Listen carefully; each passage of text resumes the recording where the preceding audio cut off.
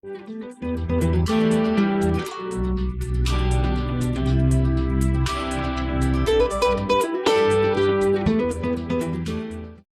evening, and welcome to the November 15th of 2022 joint meeting between the Angels Camp Planning Commission as well as the Angels Camp City Council. Rose, if you could take roll call for us, please. Mayor Berlioz, absent. Vice Mayor Herndon, Present. Councilmember Tiscornia, present. Councilmember Moncada, Present. Councilmember Sherrato, Present. staff is present. Planning Commission, Chair Broder. Here. Vice Chair Gordon. Present. Commissioner Makata. Present. Clerk is absent. And then Commissioner Whittle. Here. Staff is here. Thank you. And I'd like us all to stand for the pledge of allegiance, please. Begin. I pledge allegiance to the flag of the United States of America and to the republic for which it stands, one nation, under God, indivisible, with liberty and justice for all.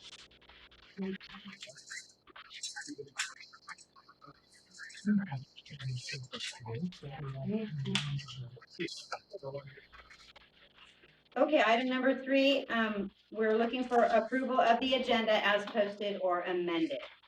Anybody have any amendments to make to our agenda? Any members of the public interested in making an amendment? At this time, I'd be looking for a motion for an approval. I'll make the motion. Caroline? I'll second. Isabel? Sorry. Say last names next time. Do we have to do a roll call on that or no? No, just All in favor? Aye. Aye. Any opposed? Planning Commission? Yes? Are you all in favor of our, okay. We're going. Okay, so at this time, we'll be looking for public comment. The public may address the council or the planning commission on any item of public interest not otherwise on the agenda that is within this jurisdiction of the city. No action may be taken. Matters to be addressed may be referred to the city staff or placed on a subsequent meeting agenda. Speakers would be limited to 5 minutes per person. Do we have any public comment? Rose, we see you online. No. Okay. Moving on, item number 5 is our regular agenda, which will be discussion of the code compliance efforts in the city since bringing on CSG and implementing the educational and administrative process. Rebecca. Yeah. So we talked about this during budget about the need to kind of maintain some code compliance within the city again. It's been a great number of years since we've had an official code compliance within the city. So when we went out for an RFP for building official, that was one of the tasks that was required as part of the respondent. So CSG responded. That was one of the respondents that actually had solid code compliance. We worked on getting the building process and plan permitting process underway since it was a transition. And once that happened, then we staff met with CSG staff and started talking about what the initial vision of the city was with regards to code compliance and where we wanted to go. They earmarked Irma, who is in the audience right here, as someone who could work with us, who has a very strong background in code and compliance, code enforcement, and she can explain all of that when she gets up here. She has been actively with us working on things for probably a couple months. Oh yes, for a few months. Yeah, yes, for a few months. We had a lot of our codes had been updated already, so there wasn't a ton of work that needed to be done with our codes per se. It was just the compliance of them and getting the process in place for that. So Irma has come on. She's been working with staff, working with me to identify how we can build our processes and work on kind of some areas of concern that we had in the city. We had a lot of examples for her since we went live with the website. That's been our number one response from residents, our code complaints. So we had a nice, good array of complaints that were deemed code compliance issues that we're able to give to Irma to go over and identify what needed to happen on those. So she has been working on that. We wanted to give her some time so she had some information that she could bring back to the council in terms of what code compliance is doing and can do here. And so without further ado, this is Irma Gowan, and we have a presentation that she's going to be going over for council and the planning commission. And you can ask whatever questions you have at the end, because probably most of your questions will be answered in her very thorough presentation. Should I turn this on? No, I think it's on already. Okay.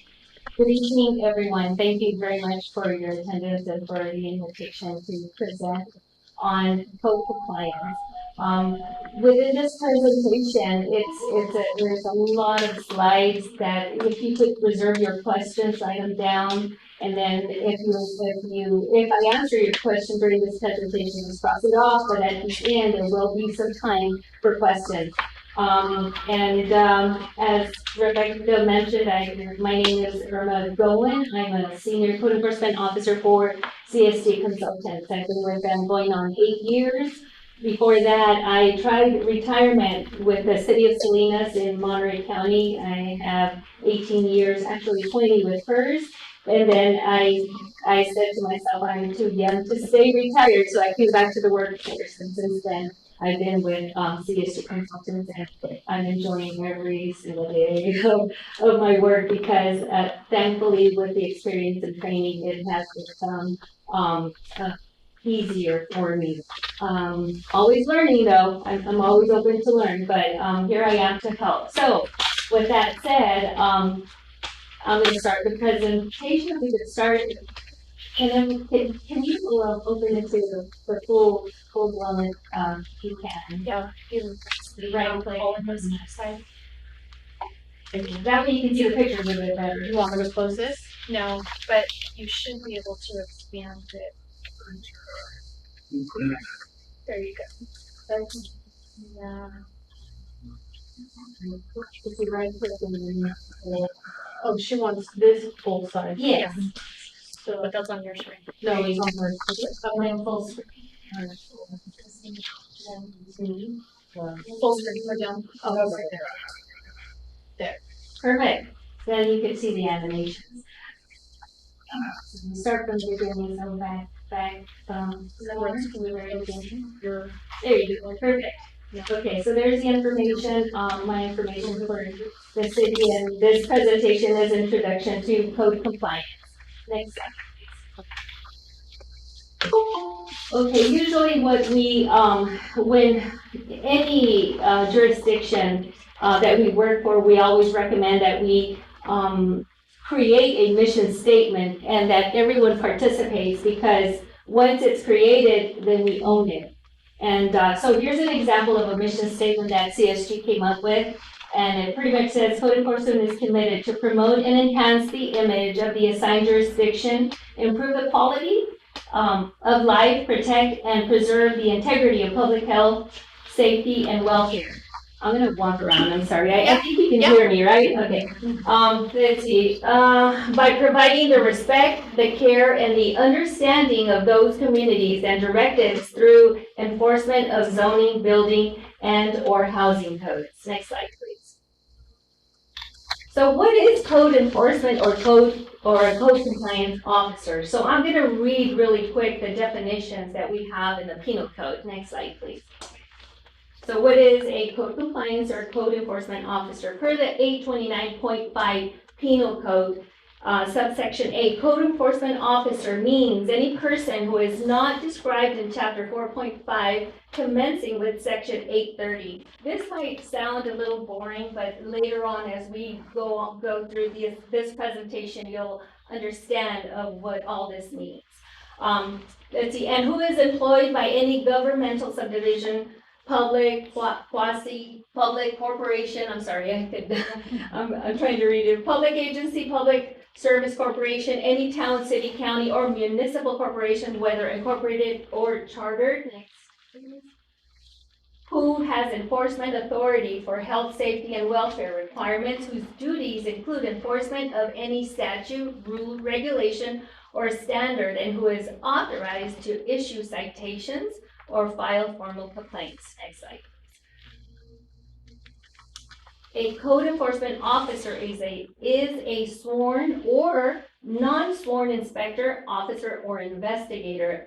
Investigator meaning we do that quite a bit. We actually do thorough investigations before we address a complaint. It doesn't matter how small it might be. We always have to do our homework as code compliance officers. Let's see. Who was this?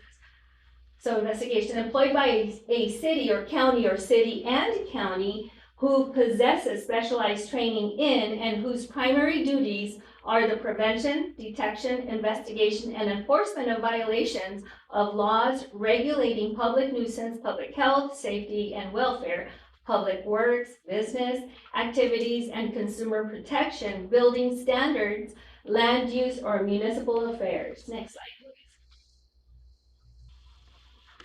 Code Enforcement Officer Week. So the state has recognized a code compliance officer the second week of October.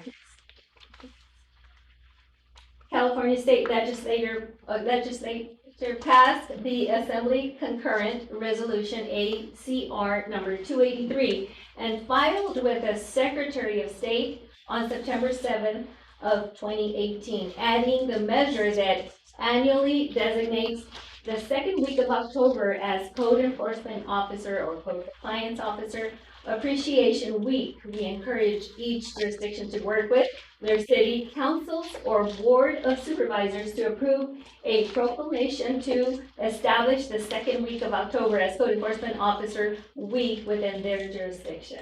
So that's something new that just occurred in 2018. Next, please. Okay.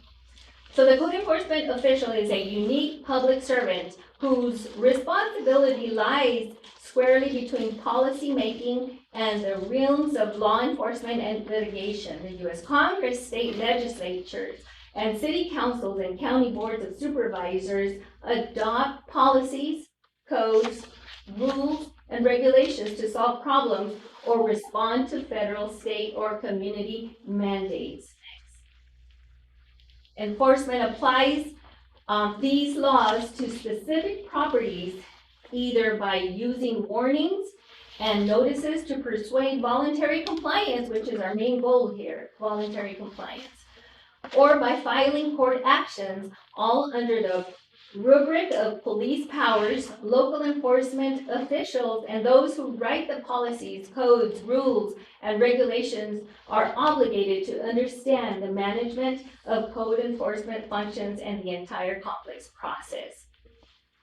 So what is code compliance's main focus? Public health, safety, and welfare, quality of life issues, and we'll see pictures of all of this again. All land use regulations are enforced, such as the zoning ordinance, International Building Code, International Housing Code, International Property Maintenance Code of Dangerous Buildings, International Fire Code, the 1997 Uniform Housing Code. Now, the 1997 Uniform Housing Code, some will say that's outdated. Well, in the 24 jurisdictions that I've been helping their code enforcement duties, many of them still have this 1997 Uniform Housing Code adopted. But some have updated to the International Property Maintenance Code of Dangerous Buildings. It's pretty much the same, But, it's like our Bible, and it's a thin book, and it has quite a bit in there when it comes to the housing codes. State housing law, the California Environmental Quality Act. So we utilize these code section or these code books to help us with our work. Okay. Code compliance officers, licenses, and certifications. So the California Association of Code Enforcement Officers, or CASIO, which is something that I am fortunate to be part of their board. I'm one of their members. Is one of the top, if not the best organization for code enforcement officers nationwide, because, next please, the California Code, Health and Safety Code, HSC 26207, is a certification for code enforcement officers, which we must maintain 48 hours of continuing education over a period of 3 years, and that was recently adopted a few years back as well. So we are accredited by the state. And CASIO is responsible for monitoring that code enforcement officers get certified, and that's why the ending of our titles or our name next to it is CCEO, Certified Code Enforcement Officer. Okay, we're also post-approved Penal Code 832 PC, which teaches us how to issue administrative citations or criminal citations. As it is currently in the city where I retired, we can issue both, or the code compliance officers can issue both, either or, depending on the seriousness of the violation. Let's see, we're also ICC, property maintenance and housing inspector certified, and that is huge. That teaches us how to inspect property of residents. Other licenses, certifications, and trainings, which is CLEPS. I have 2 CLEPS certifications, which is the California Law Enforcement Telecommunication System, and that helps us to, when we run plates, when we run people, for our safety, officer safety, and so forth. That's through law enforcement. And then there's building knowledge that we also acquire, fire, SEPTED. Planning, or anyone, do you know what SEPTED means? Has anyone heard of SEPTED? No? That's the California the crime prevention, crime prevention through environmental design. And that is a very thorough and serious class that I would highly recommend anyone to take, because it explains how all of us should be involved in the planning process when there's a building permit, and why law enforcement should be involved as well. For example, if there's a garage that doesn't have that where the public cannot see through, nowadays that is one of the things that law enforcement would say, look, it's a perfect safe haven for criminal activity because the public cannot see through this garage. Before that was in place. But now that's just one example of Starbucks. How about Starbucks when people are out there and drinking their coffee and there's no barriers that could stop a drunk driver or an elderly person that, instead of hitting the brakes, hit the gas. So, those are just crime prevention through environmental design. A lot of us code enforcement officers have that training as well. And then we sometimes have planning, training, environmental health, etc. Ethics, huge in code enforcement or any enforcement. So ethics is a system of moral principles. Ethics is concerned with what is good for individuals and society, and is also described as moral philosophy. The term is derived from the Greek word ethics, which can mean custom, habit, character, or disposition. Moral principles that govern a person's behavior or the conducting of an activity. So we all believe that certain values are worthwhile, such as fairness, loyalty, compassion, trustworthiness, responsibility, respect. These values transcend nationalities, cultures, and religions. So, compassion and respect, huge for code enforcement. It is our safety that matters, and that is what's going to help us when we're compassionate, when we're respectful, when we treat people right. It's the right thing to do besides anything. Communities are unique, as we all know. So there's the ag industry, there's the lumber industry, and here would be tourism, right?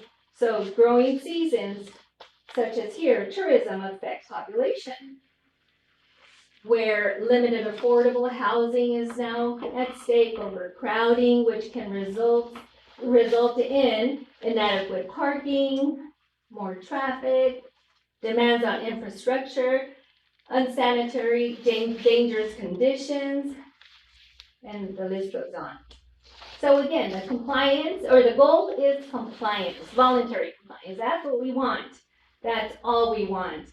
Voluntary compliance, but there are those that are repeat violators, and they just don't get it. So that's when we have to implement due process. Due process will get us out of court, or will never, if we do it correctly, due process, giving people ample opportunity to comply, that's what's going to get us to win administrative hearings, superior court hearings. So how does that work? Due process. So we start with an inspection, a site visit, and then we can either issue a verbal warning or a written courtesy notice. Verbals are sometimes the best when a code compliance officer explains thoroughly and educates the public. And I'll give you many examples of that. So that's what we can do, and usually, or in many instances, we can close a case just with a verbal warning because we've educated them and they get it.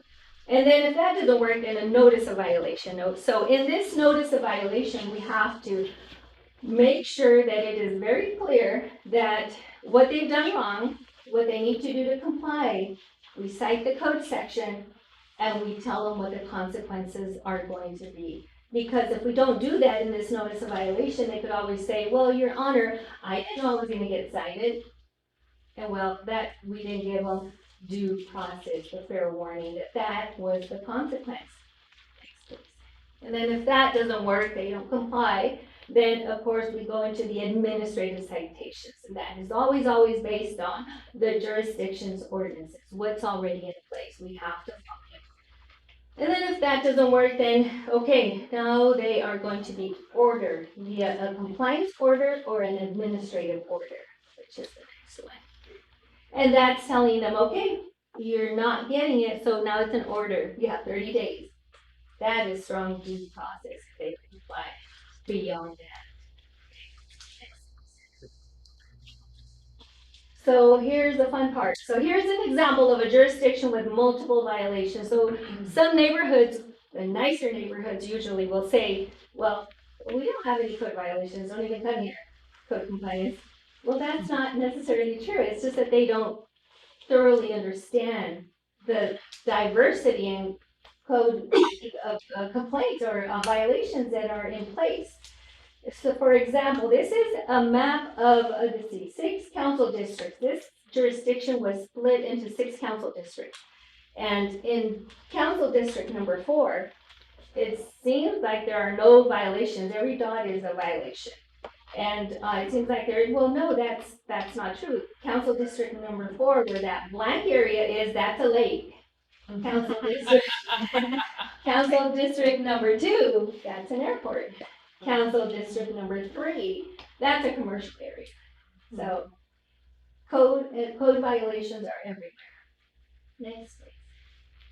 Examples of zoning violations. These are only a few examples. There's the storage of inoperative vehicles, prohibited recreational vehicles, illegal businesses in residential districts, structures violating setbacks, unauthorized land uses, fences, signs, short-term rental, vacation home rentals. That's the newest, the VRBO, the vacation rentals, the short-term rentals. And signs and short-term rentals are probably one of the easiest to enforce, and we'll see why. So, examples of life endangering violations, those are priority complaints that we have to address. Okay, that's the right thing to do. Such as habitation of garages and sheds when they are illegally converted. Substandard housing, hazardous electrical, mechanical, plumbing, illegal habitation of recreational vehicles. Recreational vehicles are for recreational parks, not for residential living, to live in them in residential districts. Construction without permits, again, we'll see pictures of all of this, non-fenced pools, open wells, etc. So here's an example of overcrowding. The next, so the white boxes represent beds, next, including bunk beds, next, and more beds. So here's the garage, and in that garage, they added beds and bunk beds and more beds. Can anyone tell me what that circle is if you can't see what WH means? Water heater? Yes, that's it. So what does that mean?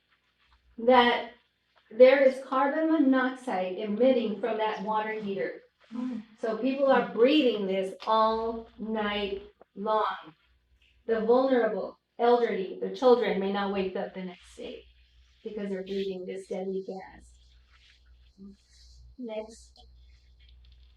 Here's an example of an illegal conversion of an attic and utility room. So what this property owner did is he placed his family in the attic. He converted it into a living space. Those wiggly lines that you see at the bottom, that's the attic. Those are the walls that he created. And there's the water heaters. So you see those circles down there. So he was renting the bottom part and placed his family in the attic. And do you want to see a real picture of it? Because these are true stories. Next. Okay. Next. There's his family. They're breathing carbon monoxide. They were breathing carbon monoxide all night long. Unlawful habitation of a structure. In this case, it was a shed. So law enforcement called code enforcement and said, there's a illegal additions, please come. And they had received some training in code enforcement, these law enforcement officers. So it was one of my cases. I show up, I take care of the illegal structure, take pictures, conduct my inspection of the inside. And as a code compliance officer, I have to be thorough and inspect everything. I'm the trained one, not law enforcement.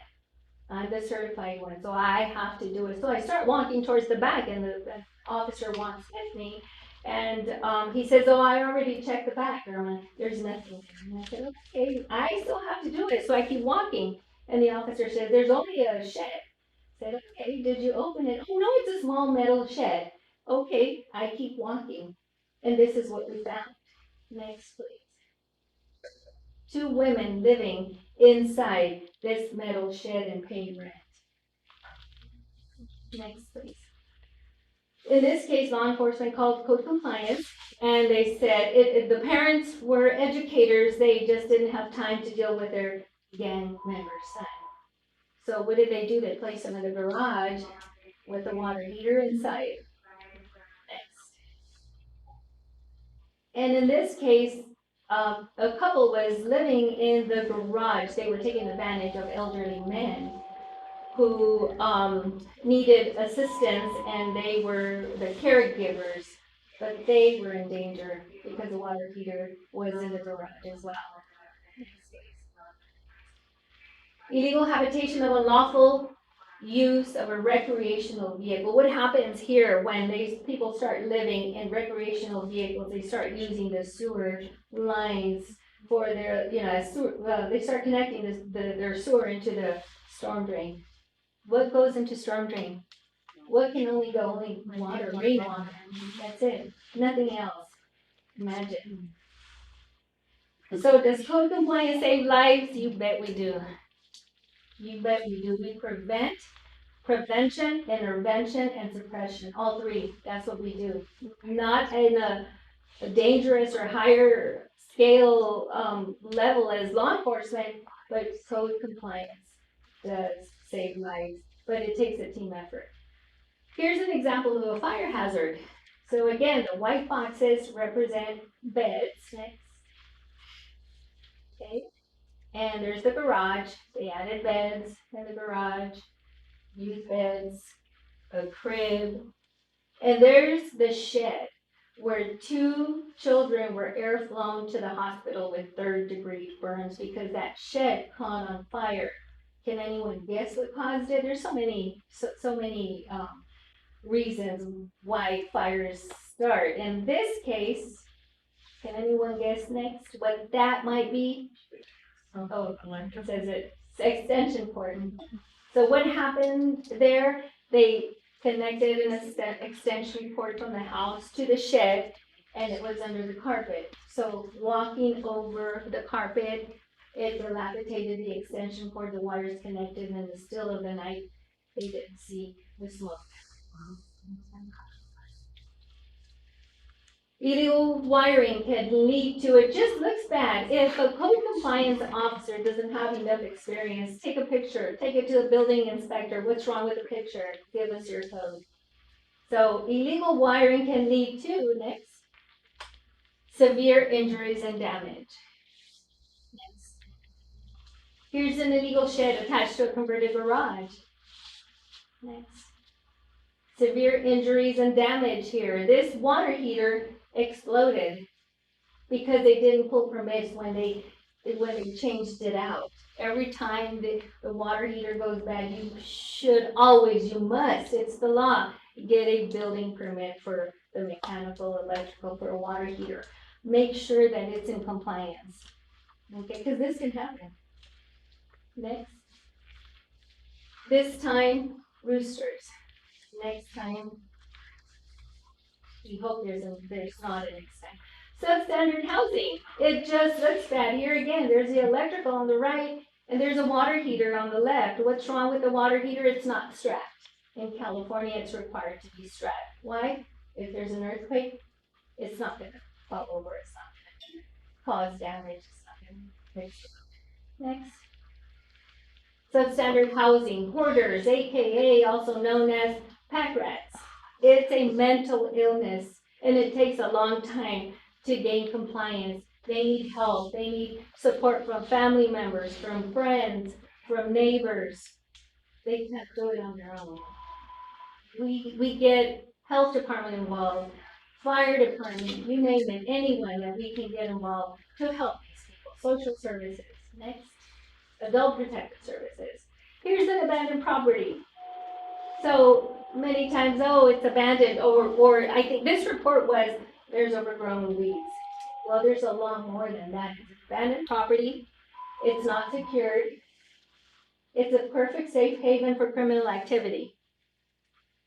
These criminals, parolees, who knows, have nothing to lose sometimes, or maybe they're going to commit criminal activity. I can assure you that. So it has to be secured. We have to get a hold of the property owner. We have to let them know the consequences, that they are liable, not the city, because we're trying to do something about it. It's them, that they're liable if something happens, or someone gets killed inside their home, their property. Next, please. Substandard housing, graffiti. This was an apartment complex that was gang infested. Numerous calls for fire department, for police, you name it. So it takes a village many times, and code enforcement, police, law enforcement, fire department, health department, all got together in this case, and the property owner ended up evicting the tenants who were gang members. Next. This is a very small portion of this property. All of that was there. This is just a small area. The rest of the home is like that. So it's harboring, it's a perfect nesting place for mice and rats, and it just becomes an epidemic. We have to address it. Next. Illegal land use. zoning violation. So this, business owner converted the business into an auto repair. It used to be a hair salon. Parking problems, you name it. Next, please. Auto repair in a residential district. Someone's backyard. Imagine the fire that this can cause because of the oil everywhere and more. Next. This same property's side yard.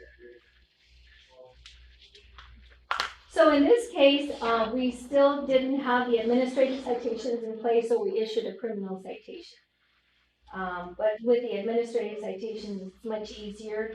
The funds or the fees, the fines go straight to the city. It doesn't stay at their county. Oh, no, construction without permit. So in this case, I mean, first of all, it just looks bad. There's the water heater. Where's the exhaust pipe going? Is that a bedroom? Next. Another construction without permit. It just looks bad. Next. Unlawful habitation of garage conversion. So in this case, there's a garage door in the background. Within the garage door, they built a door to enter and exit. Within the door, they built a window where they sold drugs. Next. Unlawful habitation of recreational vehicle. Here again, there's a sewer connections into the storm drain. Next. Prohibited signs. In this case, it's a traffic hazard. So in some cities, they will say, oh, we don't want to bother our business owners. They're trying to make a living. Okay, this is one of the easiest violations to enforce. Why? Because code compliance is actually protecting the business owners. So I get a call from the city attorney that says, Irma, what do you have for this address? Oh, okay, let me check. Nothing. What do you have for me? I'll call you in an hour. Okay, she called me in an hour. And she says, here's the address, and can you personally take it?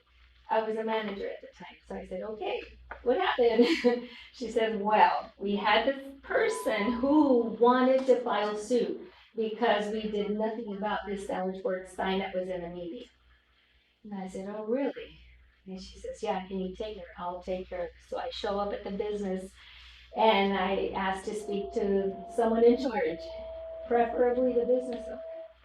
And I tell her, look, your sign is a hazard, and it could cause a traffic accident. You're liable, not the city, not the jurisdiction, because we're trying to do something about it. So if strong winds can blow over tall trees, imagine what it's going to do to your small sandwich board sign. It's going to lift it off the ground and hit a vehicle, cause a traffic accident, or a pedestrian, an elderly, a child, one of your own. Guess who they're going to come after? Not the city again. They're going to come after you and your assets. And that's what this person tried to do. So you might be getting a penalty because their vehicle is damaged.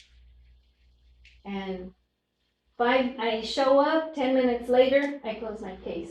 Open, close, easy. Why? Because that business owner understood. Thankfully. Paid attention and understood. But we have to have the patience to explain, to educate them. You know, we're saving their assets because we're explaining what can happen to them. And I tell them, please do not put it out there again. That's why there's a criminal section that prohibits that. Next. Balloons, same thing, becomes a traffic hazard. They deflate and they can cause a traffic accident. They're only up there on a temporary basis. Next, please. So, prohibited vehicle in a residential district in this jurisdiction. It is, again, very important that code compliance explains and educates thoroughly, because in this case, the code compliance officer did not do that. and had another inspection to go to and just rushed it and said, but when the violator asked, well, why can't I have my vehicle here? Well, because they need to be in a garage. So the violator calls and says, okay, I'm in compliance, come and check. So that's why we have to educate thoroughly and not rush. Our first inspection, our first contact with the violator is so crucial, so important. We have to take our time. Next, please. In this jurisdiction, elimination of required covered parking was a violation. In this case, there you go, it's a fire hazard. And look at the vehicle, how it's parked. Next. Inoperative vehicles in residential areas can be a life safety concern. So when we take the complaint, well, there's a junk vehicle next door. Okay. No, not okay. But what else do you see? Well, is the motor gone? Yes. Sharp edges. Yes. Imagine a child playing around these vehicles, tripping and falling and seriously hurting themselves. So we have to continue asking the right questions, asking what's going on, so that now instead of a priority 3 level, it's a priority 1. We have to address this one as soon as possible. Next. Same thing here. What if it falls on a child, on an elderly, on one of us? More inoperative vehicles in someone's backyard. This person wanted it, would say that someday these were going to be very valuable. Well, no, you can't have this. The perfect nesting grounds for mice and rats. Prohibited vehicles in a residential district. I was taught long ago by a senior code enforcement officer, always look behind the curtain. So what's behind that garage door? Probably an illegally converted garage, maybe a water heater inside. Next. Okay, let's get results. The before and after pictures, the fun stuff. It gets better, doesn't it? So here's a before picture of overgrown weeds. What was reported in this jurisdiction by the city manager. He said, I go by this property every day, Irma. Can someone just take care of it? So when we get there, it became a priority 1 because of next, the driveway. There's the after picture. So when someone is backing out from their driveway and the overgrown bushes, their visibility is impaired. They're looking out for vehicles, not someone on a skateboard, on a bike, on a wheelchair. And in that same jurisdiction, a dad ran over his own son due to driver visibility impairment. That's a priority 1 case. Before picture of an abandoned property. It was gang infested. Next, please. Code compliance just took care of it. Again, it takes a village. It takes sometimes several jurisdictions, not jurisdictions, several divisions or departments to help. Next. So unlawful habitation of a garage. We have to make sure code compliance gets trained to make sure that we learn all levels of code compliance, including how to take pictures. So if we take these pictures to the judge and say, and the violator says, that's my bedroom, that's not a garage, Your Honor. Well, it is a garage. Here, these pictures and more that we had, it is a garage. There's a garage door. So we have to make sure that we take thorough pictures to show the picture to a judge, to a hearing officer. Thanks. So law enforcement called us to this violation. They were selling drugs out of this property and people living in the garage. So here's the before. When code compliance gets to it, just looks much better. And the tenants were gone. Next. Just this little corner of this backyard. Next. Gone. Next. And here's, oh gosh, this property. That was one of my first cases as an code compliance officer. It was, that's the parking lot of an auto repair business. And they were using the parking lot for auto repair. So the parents, the dads were taking their children to see how, with the progress on their vehicle, and the kids would just run around. What if they trip and fall and cause serious harm? So the property owner, at that time, we didn't have administrative citation. So we had to issue a criminal citation, and he was on probation. He had just gotten off probation. So he was upset. I had to go with police escort because he was just screaming at city officials. And so he said, I'm going to get my attorney on you. Well, I was glad when he said that, because usually attorneys have to do their homework and they have to understand the code and will usually help us when code compliance is doing things right. And that's exactly what happened here. There's the after. Next. And then he rented it out to someone else. And the attorney ended up being his own son. And I didn't know. So imagine how hard he was gonna work to fight the city. But in the other hand, he helped the city, his dad into compliance. Next. Here's a before picture of an abandoned or dangerous building. And in this case, the property owners just didn't have the means to correct the violation. They couldn't buy paint. They asked the code enforcement officer, can we spray paint? We have tons of spray paint of the same color.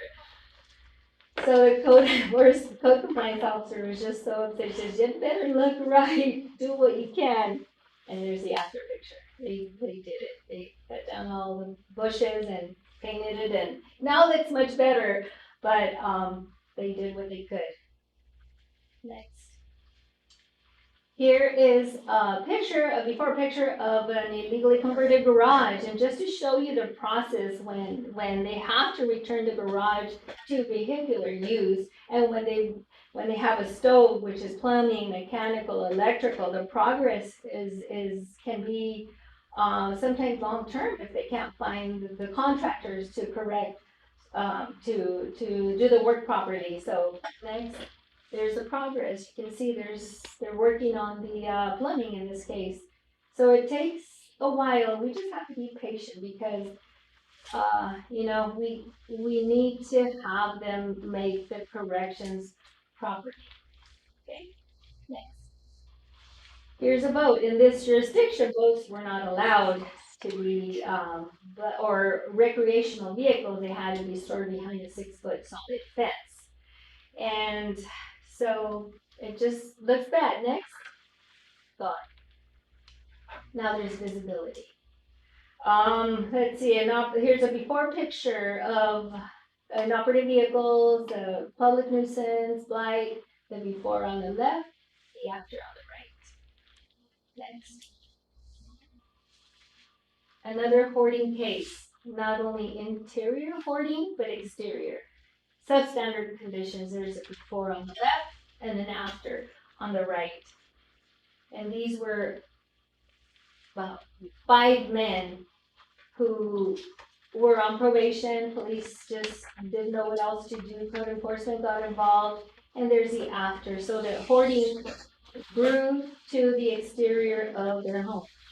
And so what they were doing actually was they were stealing and bringing home things, and it was just too much for police to handle with their low staffing. So that's where several of the divisions and departments helped to get them into compliance. Next. Before and after. Prohibited signs. These signs are on public property, city property. They're small.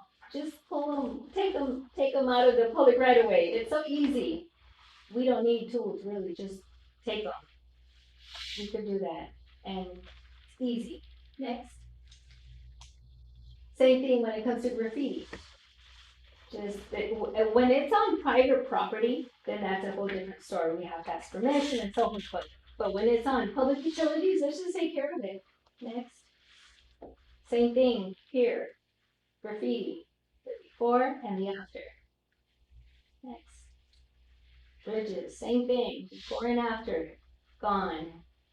Agencies and partnership, here's where I've been speaking of where we get everyone involved, anyone and everyone that we can, county environmental health, next. County, city hazardous materials when it comes to, illegal auto repair, fire department, this goes on, police department, the California Rural Legal Assistance. So the California Legal Rural Assistance assists, tenants when it comes to tenant property owner rights. And that's a whole different set of rules that we as government cannot and will not get involved. It's for others, it's other set of rules, so we tell them that very clearly, and then we refer you there. And they will assist the low income, they cannot represent them, they won't represent them, but they can assist them, they can guide them. County, city, housing services, let's see, county housing authority, county, adult protective services, APS, Bureau of Automotive Repair, other county or city services are the agencies in partnership with code compliance. Here's a before picture of a hoarder, another AKA also known as pack rats. It's a mental illness. So here's walking in from the front door. In this case, the property owner was so depressed because she had just lost her husband that she would say her happy place was at the stores. So she would buy food, clothing. As soon as she stepped foot in her home, a 4-bedroom home that was like this, all 4 bedrooms, she would just dump the bags with food and clothing, and it was horrible inside. We had to walk in with the bunny suits, what they call them, the bunny suits, the hazmat suits. Next. Here's the same vision, but it's due process in progress. They're cleaning up, so there now you can see the back door, the sliding door, the backyard.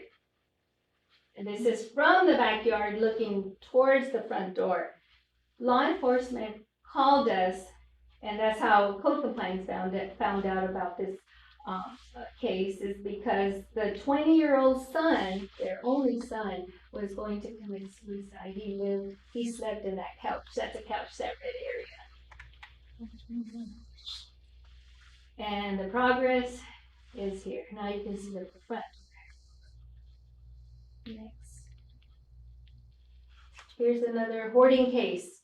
This was a Victorian home, and the mom had several Victorian homes, and the son that lived in this home had a mental illness. He wasn't taking his meds. He would walk around Chinatown in that city, and he had like 20 vehicles in the backyard that he allowed his friends to just park there in the backyard. Probably stolen too, you know. So next, there's the mom. She's bending over, but she finally got involved and took her son in to live with her and gave him his meds properly. And she allowed her daughter to live here, but it was a closed case. They cleaned up that home. Thanks. There's the backyard.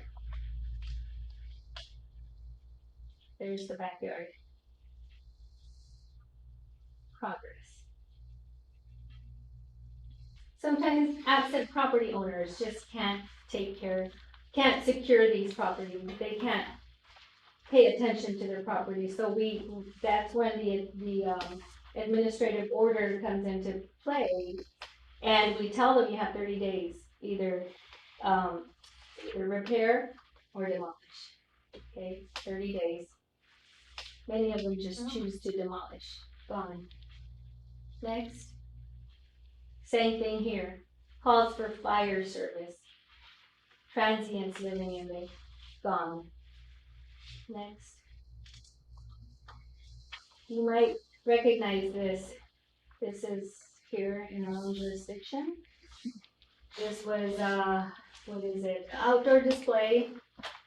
Here's a business owner that understood what the educational effort that we had for her. Look, you know, people are going to have to step onto the parking lot, and it's, you know, what if they have a baby, a stroller, and they get run over? They're gonna come after you and your assets, not the city. Please, can you take care of it? It's such and such time, I'll come back, within a few hours. You think you can make it happen? And they did. They made it happen. That person understood. Same thing, the sign. If a strong wind blows that sign over onto oncoming traffic, they're not gonna come after the city because we're trying to do something about it. They're gonna come after you and your assets. Same thing, can you take care of it? I'll be back within an hour. We took care of it. Fine. This is in our town as well. These people were being evicted. And, a property owner I couldn't get a hold of, but there was a realtor site. Got a hold of them. They too are responsible. They're in charge of this property. And it took them, in the same month, they took care of it. It took them weeks, but they cleaned it. Another violation. Here's where, like I said, it takes a village sometimes. Thankfully, Amy was able to get a hold of Public Works, and they were parking vehicles in a city lot. And what they did, they chained it up, put no parking signs. Vehicles were I hope you can see this video. This is a case in Long Beach, California, where 3 little girls died from living in unpermitted garage conversion. There's a link at the bottom. Hopefully, this is the aftermath, because the original video I couldn't get to anymore. Here's the progress. I hope you can hear it. If not, we can skip it. Go back.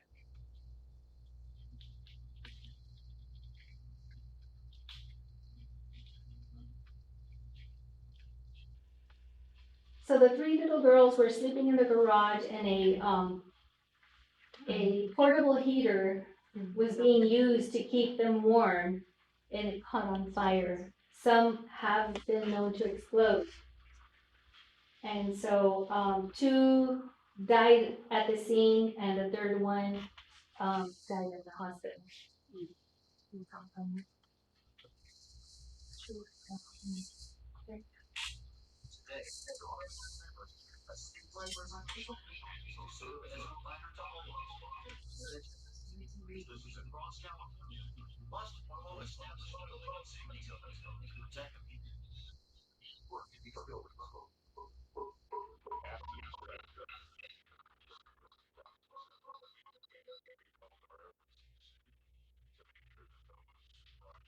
Found here, eliminated or brought the code. So I think 626 of them since that date have been located, have been eliminated, brought up the code. We want to make sure this doesn't happen to somebody else.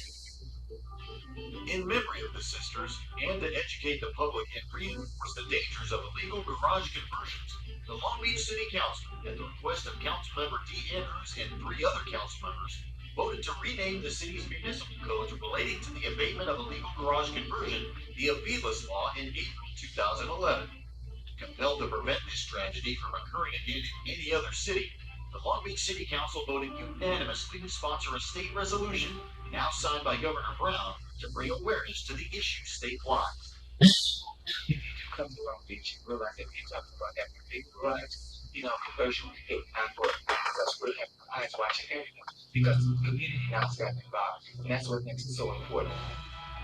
This new resolution, ACR 32, authored by Assemblymember Bonnie Lowenthal, urges all local governments in California to recognize building and safety codes that regulate garage conversions as the Avilas Law.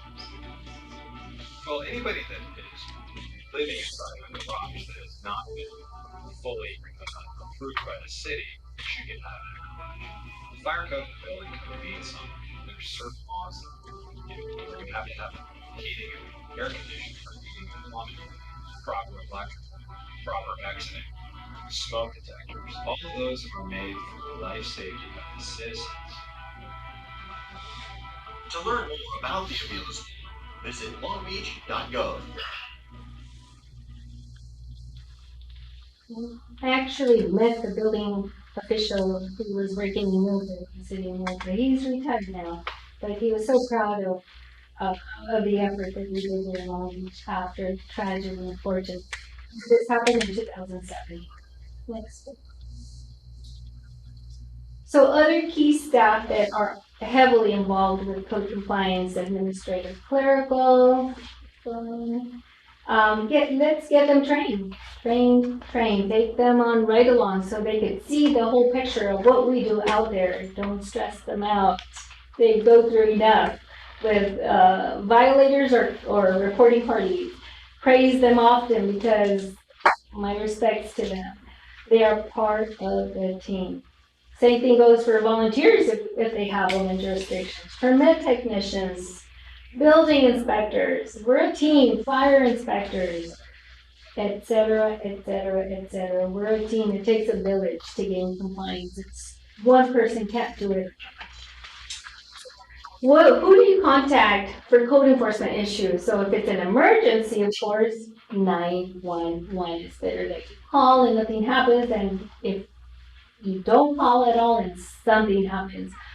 Otherwise, it depends on your jurisdiction. Always, we as contract employees always have to follow what's in place. Address the property, the address of the property is essential. Okay, non-emergency calls or law enforcement phone number. We always have that handy because many times it's not an emergency. We give them and it's not for code enforcement. It's for the dispatchers to dispatch someone. It could be animal control. It could be so we just have to know what's in place and have this information handy for the public when they call code complaints. But most importantly, get your complaints to the right division. That's what's important. Things to remember: most complaints on private properties are for code enforcement or code compliance. Complaints of vehicles on public right-of-ways, including sidewalks, usually law enforcement. We can help as well. And then also complaints of work without permits. Who are the first responders? The building department. And then if they don't comply with them, then we come in the picture to hopefully gain compliance. The broken window theory. Does anybody know or have they read on what the broken window theory is? If you have, just raise your hand real quick. No? Okay, this is a very interesting theory. So, the Bronx in the East Coast, they, a lot of criminal activity back in the 40s, probably still. But back then, law enforcement said, what's going on?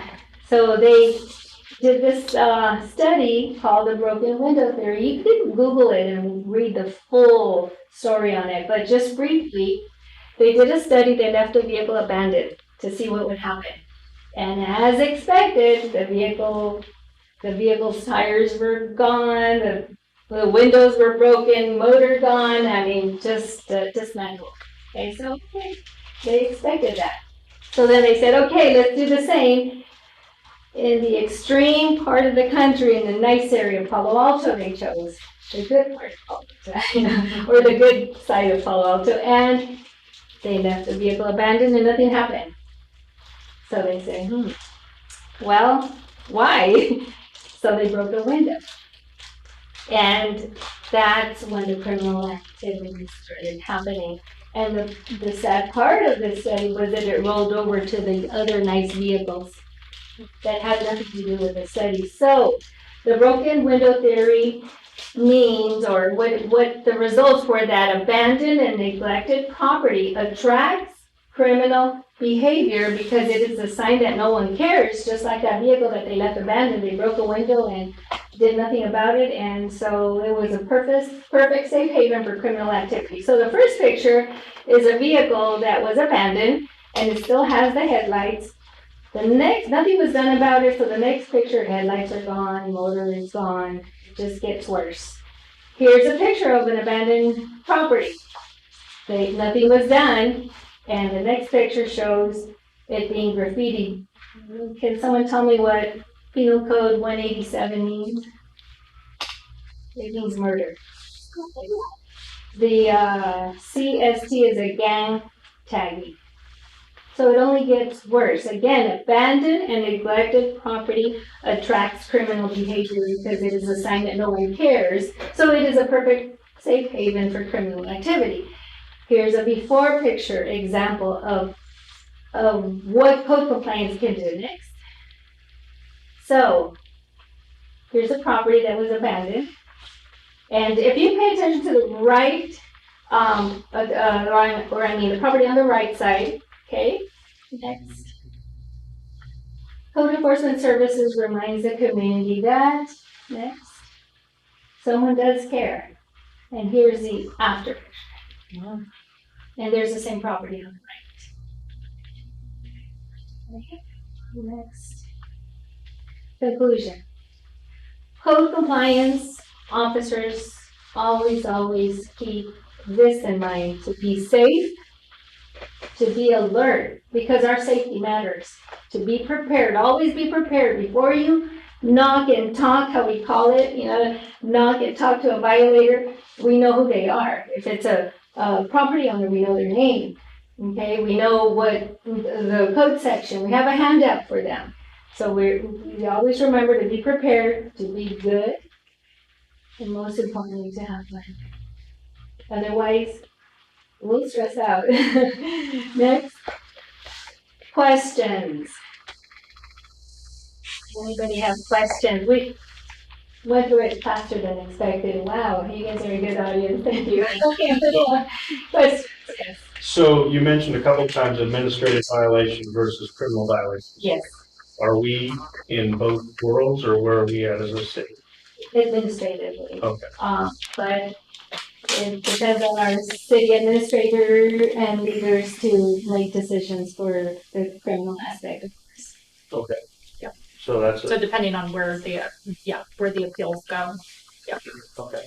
So, for instance, we just had a real life situation that it truly is it is a village. So it started off with a water shut off because of non-payment. It had been at a property that there had been a lot of calls to police. We ended up having to shut the water off. They cut the lock off. We go out and shut it off again. They cut the lock off again. So we ended up having to remove the meter. We talked to Irma and said, there's no legal water there anymore. So she went out and said, you can't habitate the building anymore, the property anymore, because there is no water. She talked to the owners. We talked to the owners. She went out with law enforcement. Subsequently, there was a fire. But so now it's another code compliance case.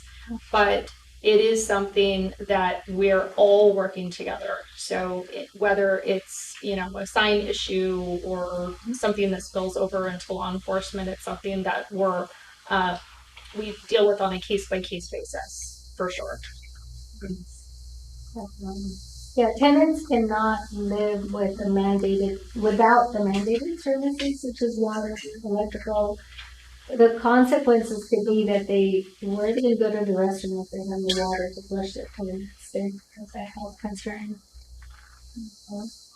Electricity. Fire would know this. That's or it used to be one of the top reasons for fires is tenants would start using candles and they don't have electricity and they're not careful because it's not their property.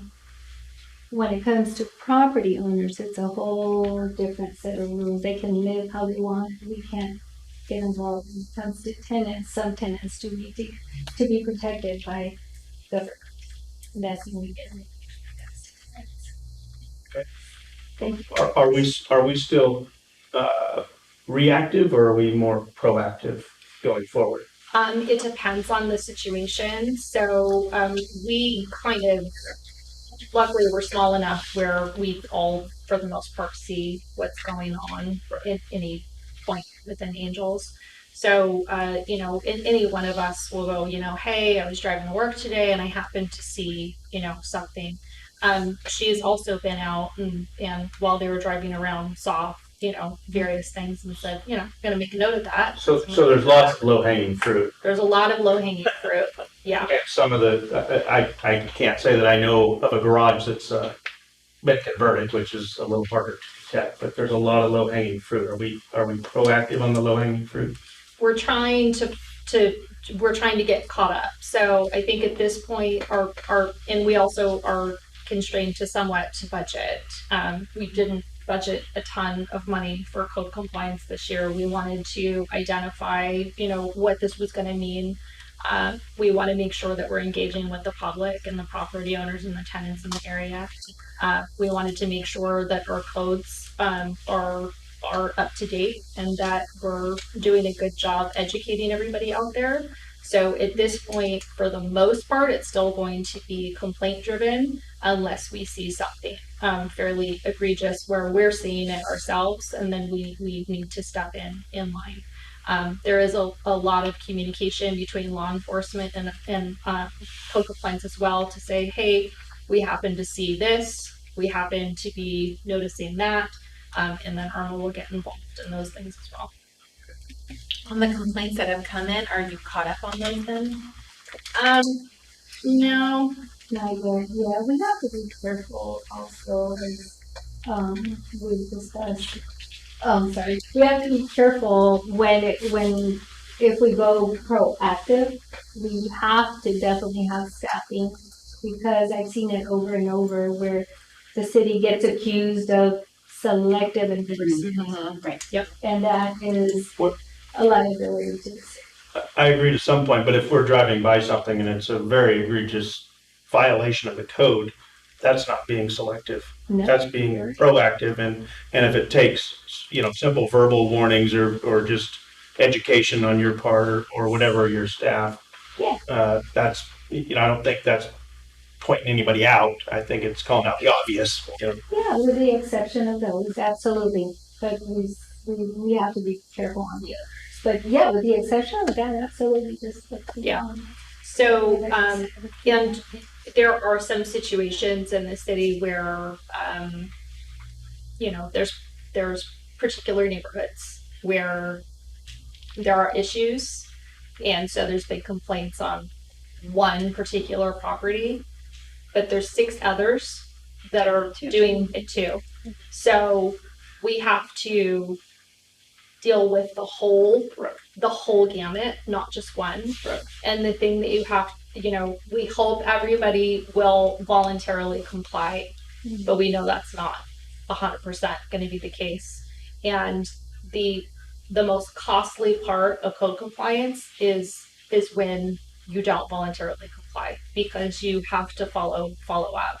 And in my history with code compliance in the county, the biggest issue we had was the lack of follow through. Right. The moment you miss that deadline, it all starts over again. So you don't get to pick back up. You have to start back from the beginning, because your whole calendar starts over. So you have to make sure you have resources available so that they can follow all of that through. So we have been talking internally about, what's the best way to handle these particular issues when 50% of the residents are doing the same thing as the one that's getting complained on. So we've talked about kind of doing maybe like a letter to every resident in the area to say, hey, did you know, pointing out the code violation, giving them an opportunity to, we're going to be paying attention, could you please make sure that this is addressed by X date, and then from there, whoever hasn't complied. But so that starts your calendar. That's your educational piece, and then you go from there. So, but again, it takes a lot of resources, which I think this year we budgeted $20,000 for code compliance for the year, with not having any, really not having any code compliance of any kind. So we are seeing some benefits to, Irma being here.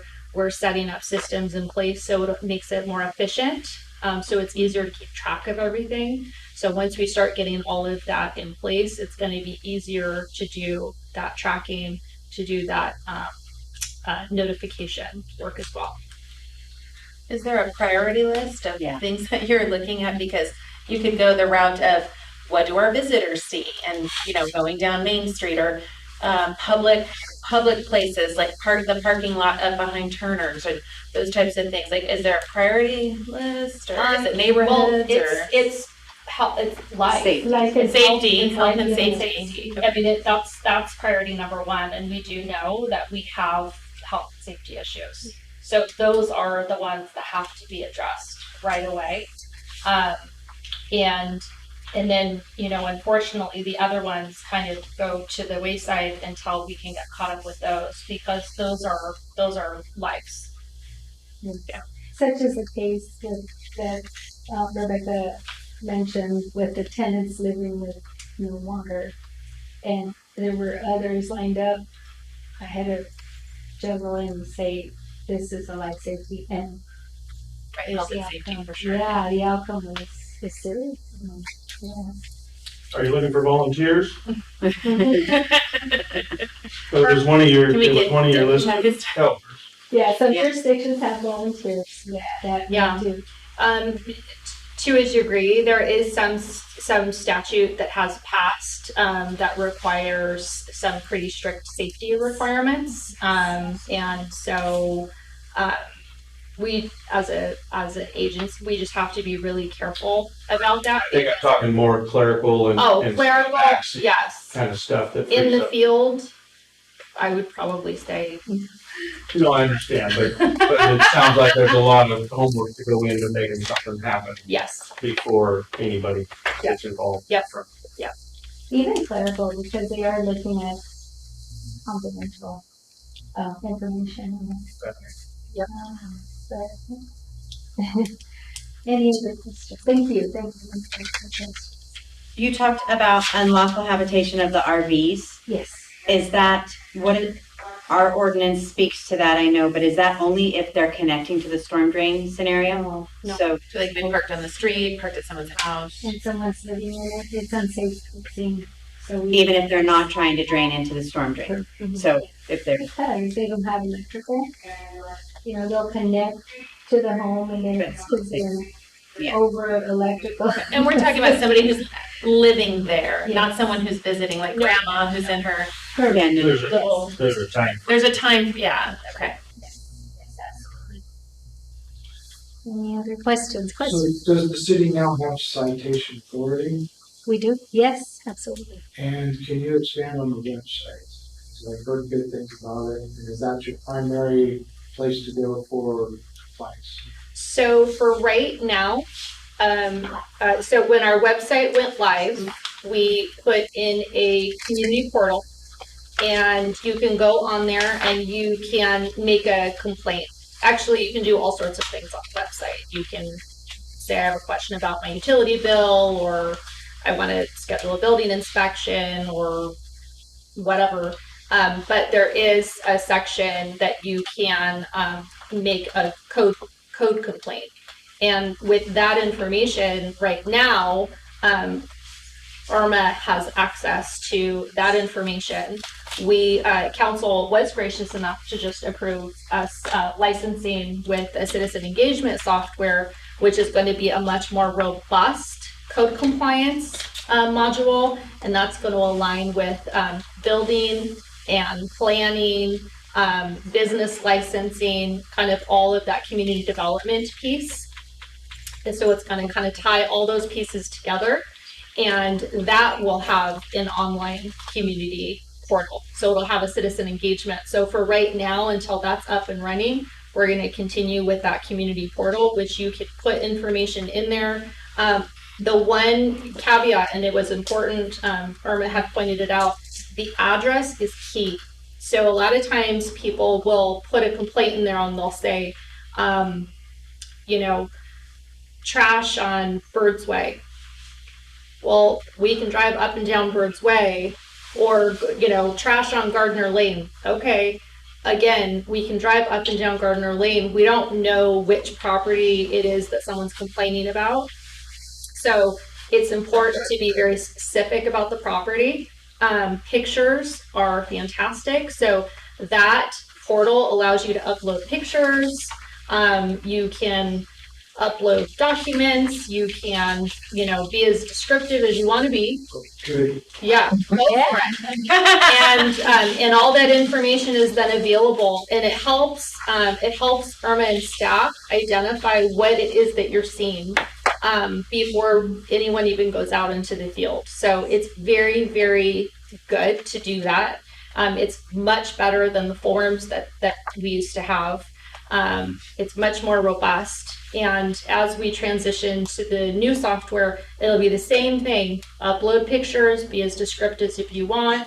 But it will also allow you, instead of you having to look around and see what the address is, you could actually tag the property in your complaint from your phone, pin drop it, and it will just upload. So then we will know exactly where you're having the issue. And then from there, it communicates with the complainant. Yes.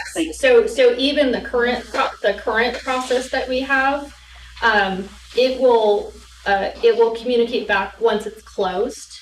It will communicate back with you and say your case has been closed. With kind of a descriptive, whatever of what happened. It might not be as descriptive as you want it to be because there might be confidential information within there, but it'll be descriptive enough to say we've taken care of it. The new system will actually tell you, what stage it's in, or if someone's looking into it. So you'll have a little bit more information where you can regularly go on to see if there's been any activity on your complaint. So my next question is, the city has set aside $20,000. Irma, are you a consultant basis? Yes. And are you appearing a day or two a week, or how does this work? 1 day a week. 1 day a week, Mhm. and does that go through the year? It might. Maybe not. And I think that, the thing was when we put that budget in, we weren't entirely sure what we were going to find or what exactly it was going to look like. So depending on what we start finding, we may have to come back to council and say, we need to take another bite at this apple. Code compliance never pays for itself, ever. It just never, ever does. Right. So it is a form of public safety, and public safety departments, no offense, generally don't pay for themselves. They're not there to pay for themselves. But I can say two of those things up there that were local. I know people that made complaints against those others, and they were taken care of pretty quickly. It was amazing. So that it's working. Yeah. I think things have been overlooked for a long time. My favorite gripe is not a health and safety issue so much, but so it'll be further down the line. But I put all your stuff into the system. So, I did it for you. so with that in mind, you're some people won't say anything because they don't want to be. So we on the current portal that we have, we made the email address not mandatory. But so sometimes what'll I happen. think it is mandatory. No, I changed it. Did you just yeah. recently change it? But the problem is if you make a complaint and you are very ambiguous, we have no way to follow up to find out where it was that you were talking about or what it was. If you're lacking information, so you may not be able to enforce it. It's probably going to die. But if you have enough information to go out to ABC, Bush then we Street, can.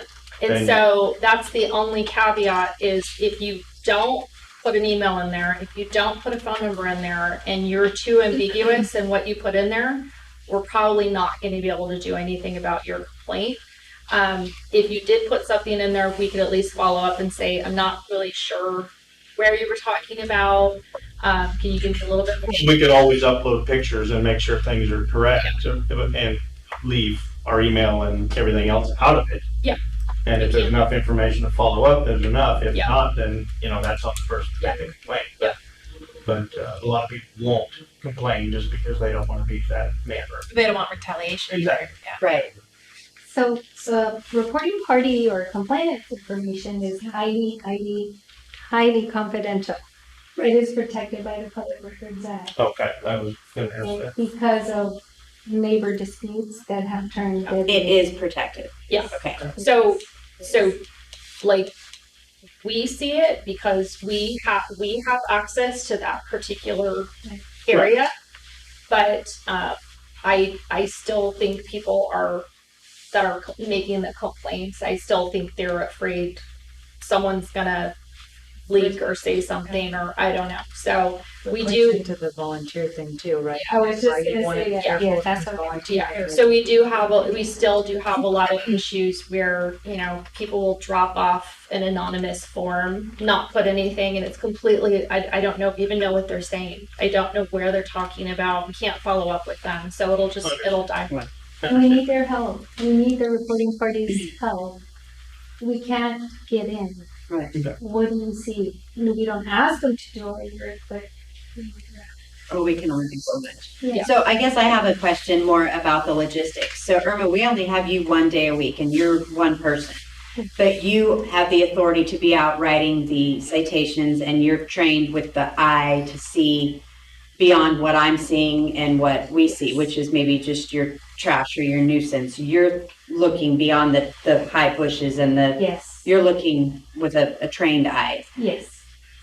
So is it my understanding that you're able to do the heavy lifting and then inside staff, such as Caitlin, is doing the notification and the time starts with the 30 days?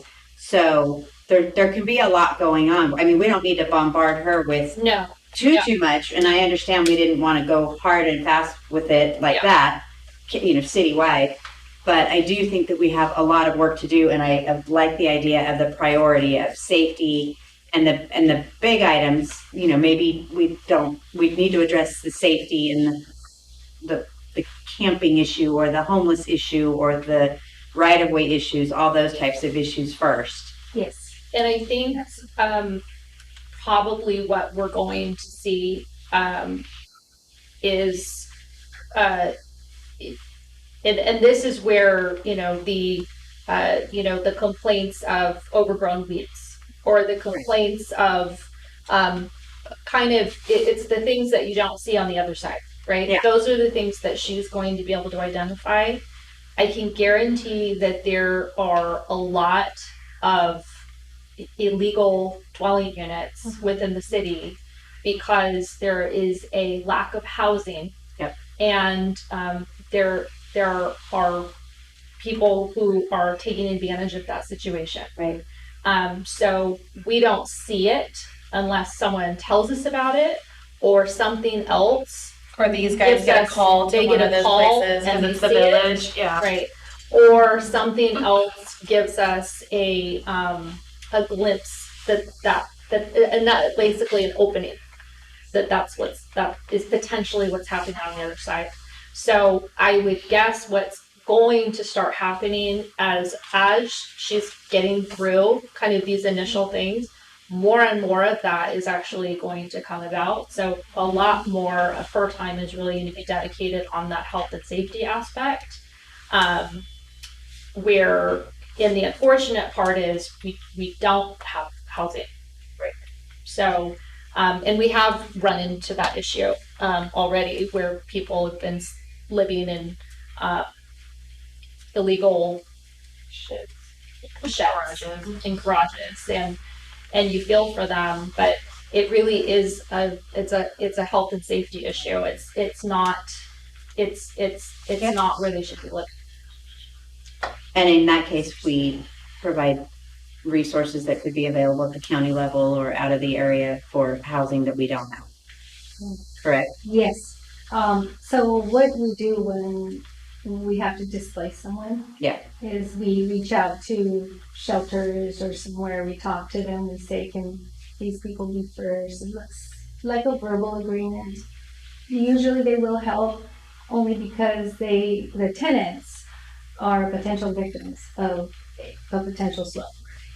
And so that's when these shelters will Yeah. come into the picture. And we refer them to CRLA, the county housing, there's resources out there that, we have to do that. We have to give them that information. Many times, I would say a high percentage of the times, they'll say, oh, I have a relative that I can go stay with, or a friend. Usually that's the case. Okay, council or commission, anybody else have any comments before I'd like to open it up to possible public comments? Did you guys have anything else you want to say? At this time. And I would say that some of the concerns that you have voiced that are more about businesses complying with pretty simple codes, those are things that I think it's just a matter of an educational letter going out. We don't necessarily need Irma going out and visiting them. Oh. It's just a matter of, hey, we notice. It's not that we're not, and I think they just don't think we notice. Well, And we haven't said anything this one time. I would think that at any one time and space, anybody that owns something is going to be out of code. So, Right. everybody's So I think it's just a matter of, well, nobody said anything, so I kept doing or it. they might not know. Or they might not know. Watching that video, I have notes of questions, the prohibited vehicle in residential areas. I don't know. I don't know. What is a prohibited vehicle? I don't know. So there's code that I don't even know. Maybe she doesn't know. So Right. there is a lot of education. And I really think that we need to, if we have that going on, or if we have the RV situation going on, I think we are not doing our service if we don't send out flyers Right. saying, we've talked about this. Like, did you know? It's finding Getting the that word out whole there. area, because it's going to be a whole area that's doing it. Because he's doing it, so I'm doing it. Yeah. They're doing it. And in the past, when we tried to attack it, it was literally that concept of, well, what do you mean? He's doing it. Yeah, so why So should it's- I if that's Okay. what's going on over there? broadcasting it. Maybe it goes out to everybody in the city. Yeah. I mean, we send a That's water right. bill to everybody once a month. There's no reason we can't Yeah. stuff a couple flyers Yep. there to Yeah. educate And I them. think it'll also help with the illegal dwellings too, because if someone is parking on the side, going into the back through the side gate and accessing some sort of shed or detached garage or something. I mean, people know what's going on in their neighborhood kind of thing. Maybe we tackle it every month with our water bill with a different code compliance. But not, I think things are getting lost in that little message box on the bill. It would have to be It would a have to be a separate flyer or there's a Take message. it on. There's a red small paper. message on the bill Right, that different says it can be a different sentence or two. Took me a minute to find it the other day. I was like, I know it's on here somewhere. I'm kind of talking like its own little flyer. Right, Like that's it would right. be on Paper doing that has all the whole meaning. We asked So- for that one time years past and we. Maybe it were doesn't go in the bill, told maybe it just goes in the box. 'Cause I don't open I my was bill gonna because my say- bill's on automatic payment. Where? So I just what I mean. So maybe it's just a flyer. That But goes heck, tell us whatever on the the- website. I was gonna say, in today's day and age, I know Good that it makes social sense media. to do print, but if we did something that was more social media based, and you can actually go back and visit it, you can see it on the website, then I think that would go further and be less, it would be cost efficient. Yeah. As opposed to a flyer. I agree, but I don't think that the majority of our city is on Facebook. More I'm not than just- or 50, online. more than But I would 50 say in the a portion survey. of it. In the survey, more than 50% said email. Is their Yeah. preference. Yeah, email or. I mean, do we have a constant contact that we use or anything of that sort where we send out emails to people? Like, can we set that up as a No, city? but we could. And so we start gathering we could people's start emails and gathering. we're blasting it, which that's annoying too, because I know I get lots of emails from. But it's super helpful. But it is super with helpful. communicating. It's nice to have various ways to communicate with people. And then maybe it's Right, like once cover every both or once a bases. month. Yeah, just and for emergencies too. So I have a question. So the $20,000 that we budgeted for this, the staff time isn't going to be included in that, right? So essentially, we would have. That's just for Irma. So That's just for- essentially, we have a bigger budget because we're using staff to do some of these. Well, we already paid for stuff. Right. That's what I'm saying. So we're getting a little bit more for our $20,000. Yes. Is what I yeah. Okay. Thank you. We're getting certified. Right, but we're also taking some of the staff is also taking on some of the projects, that's, Clarification. I want to mention something about the budget is one of the limiting factors about what you can do. And I would think that wrapping up this thing is going to make the budget go up, and then you're going to hit a lot of the code compliance issues that exist in the town and clear them up, and then it'll probably tail off. So I would not be afraid of a number that sounds big, because it'll probably tail off when you get everything cleaned up. We would hope so. I take your. Yeah, I don't know what that big number can be. I know. I don't know what We're gonna call you around budget time. after that, Yeah. it's gonna be some number, but who knows what that's gonna be. It's definitely laughed for quite some time, so we do Yeah. have a cleanup effort. I agree. How long has it lapsed? Been a um, while when since did 52 Oli, years. when did Oli retire? Murphy? Yeah. That's been years ago. Yeah, it's been a while. Like, things have noticeably gone downhill. So it's refreshing to see some changes. Thank you. Madam Mayor, Yes. will we hold the presentation? If so, can I be excused? Absolutely. Thank you. Thank you. Good night, everybody. Good night, thank you. So having said that, I would like to thank you, Irma. This is great. We're even though we don't have a huge attendance tonight, this has been one of my hot buttons for a long time. It's one of the things I'm most passionate about. We got to clean up our city to make it more attractive for people to live here or want to do business here or feel safe here. Make So it more harmonious. yes, so I'd like to thank you. I'm enthusiastic about this. I know the planning commissioners are also. Just closing, do we have any online public comment just for housekeeping there, Rose, before we do close out? I don't see any. Okay. And I can just say, for Irma, she can hand you like the worst news and you would be totally happy to hear it. To get a thank you from them, really exciting. Yes. Like, please. Work you do is hard, so. It is Again. hard. Because she smiled. It is hard. So thank you for that. Thank you. You're like, wait a minute. Thank you, why is everyone. she so Thank happy? Thank you. Thank you. I like your frogs. Thank you.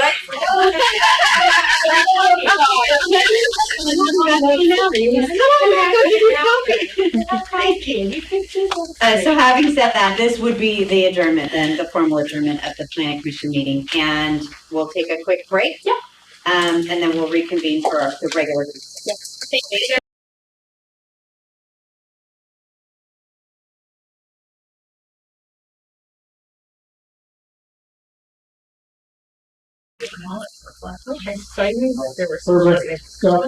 Okay, thank you very much. So we will reconvene the city council meeting now for November 15th, 2022. Roll call again, please, Rose. Mayor Berlioz, absent. Vice Mayor Hernan, Present. Councilmember Tiscornia, Present. Councilmember Moncada, Present. Councilmember Sharado, Present. staff is present. Thank you. And then what we'll do is go ahead and look for approval of the agenda that is posted or amended. Does anybody have any comments about amending this agenda? And any members of the public? Looking for a motion if possible. I'll make the motion. Isabel? Looking for a second? Can I say? All in favor? Aye. Any opposed? Passes on a 4-0-1. Once again, public comment. The public may address the council on any item of public interest not otherwise on the agenda that is within the jurisdiction of the city. No action may be taken. Matters to be addressed may be referred to the city staff or placed on a subsequent meeting agenda. Speakers are limited to 5 minutes per person. The consent agenda, folks, item number 4, there's approval of the November 1st minutes. Are you going too fast? I am? You didn't even open it up. You didn't open it up for public Oh, comment. sorry. You just read through. We're looking for public comment. There hasn't been any comments. None online. Anybody in person? Okay, now we'll go for consent agenda. Thank you for that. The approval of the minutes as well as the AP checks. Guys, on consent. Anybody need to pull anything off of consent? Any members of the public needing to pull anything off of the consent calendar? No. Having said that, we'll wait for a motion on consent. I'll make a motion. I'll second. All in favor? Aye. Any opposed? Passes on a 401. Regular agenda. Item number A. Public hearing to introduce, waive the first reading, hold a public hearing and set December 6th of 2022 for a second public hearing to consider adopting ordinance 533, updating the city building codes. Amy Oxley. Council members, this is some sort of housekeeping, if you will. We found some inconsistencies between our current code and state law. We're trying to take care of that. And it's the triennial update of the code that has to happen every 3 years. The difference here is that we are adding the International Property Maintenance Code at the recommendation of our code enforcement officer, because it gives her, if we have any gaps in our code, she can use that to fill them in during her enforcement duties. The planning commission did consider this at their meeting last Thursday and did recommend to you approval of this item, which you do not have to act on tonight. But we do ask for public input and setting December 6th for a second hearing. And I'll be happy to answer any questions. Any questions for Amy? The only question I did have, so on the temporary power permit and temporary occupancy, so where do those go? Those are in the state code. They're just in state code. They're all in Okay. state code, and we didn't want to include them. Yep. Yeah. Any other questions? So we'll open the public hearing at this time. For now. Open public hearing. Any members of the public have any comment on this item? Not Okay. online. None online, Rose. So having said that, we will close the public hearing, and this item will go for December 6th for the second. Right. 5B. Approve a resolution number 2276 that's adding the 3 buildings located on assessor's parcel number 062004008 and 062004009 to the City of Angels Register of Cultural Resources. Amy. Council members, you added your first addition to the register, the Utica Hotel. This is now number 2, number 3, and number 4. The applicant and new owner has requested this. He is refurbishing some of these buildings located at the corner of 49 and Raspberry, including the old barn that's behind it. He would like to be able to use the state historical building code and has to be on the register. And the planning commission considered this on last Thursday and recommended approval. We'd be happy to answer any questions. Questions regarding this for Amy?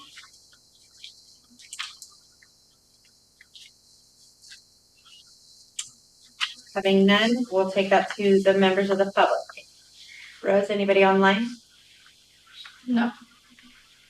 Anybody present have any questions? Bringing it back, there's nothing to be said about this. I'll look for a motion. I'll make the motion. I'll second it. All in favor? Aye. Aye. Any opposed? Rose, that passes on a 401. Item number C. Approval of amendment number 2 to agreement for professional consulting services with Blackwater Consulting Engineers for design of facility improvements at the city water treatment plant. And approve resolution amending the 22-23 budget for the water treatment plant improvement project. Rebecca. Okay, so this was one of the projects when I came on that was kind of sitting stagnant. It's a project that we have identified grant funding for, but we need to get it going. So Blackwater Consulting Engineers, referred to as Blackwater, they were retained in 2017 to prepare some construction documents that those would be submitted as part of the project. We then went forward and they prepared and submitted technical memoranda in 2018 for alternatives, which were then also submitted. And then that project design was suspended because the city wanted to do the 5-year capital improvement program for water and wastewater. It was on the list of projects subsequent to that, but it kind of got halted there.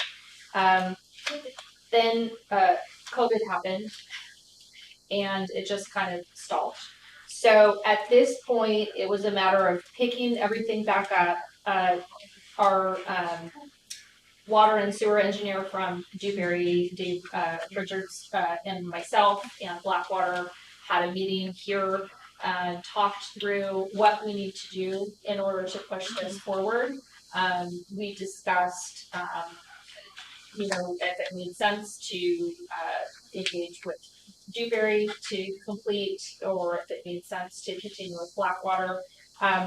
Blackwater has been working on this. They have an extensive background on this. Dewberry is there to facilitate other components and to make sure that we can keep pushing along on this project. But at this point, it would be a amendment to the original agreement, $286,000 for Blackwater. We incorporated an additional budget amount to bring it up to around 300,000. The difference for Dewberry, helping us to make sure that Blackwater is on track and that we can get this submitted for approval so we can get funding and get that project going. This is all related to the backwash water treatment plant improvement project. And so the amendment here talks about really its final design. So we want them to do the final design so we can get this going. I did submit already to the State Water Resources Board the estimated amount of this contract. We also incorporated all of the costs that we had paid to Blackwater prior and to Dewberry prior, and those it sounds like we'll be able to incorporate all of those costs in the overall funding package as well.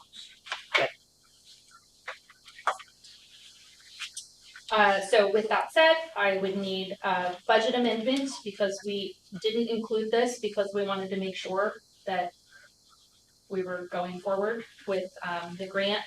And we had no idea what the costs were going to be for the final design, so we had to wait until that happened. So this was not included in the current budget.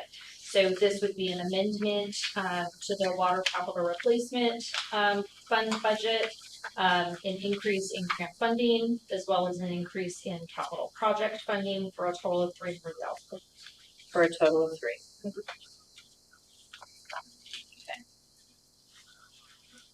Okay. Anybody have any questions?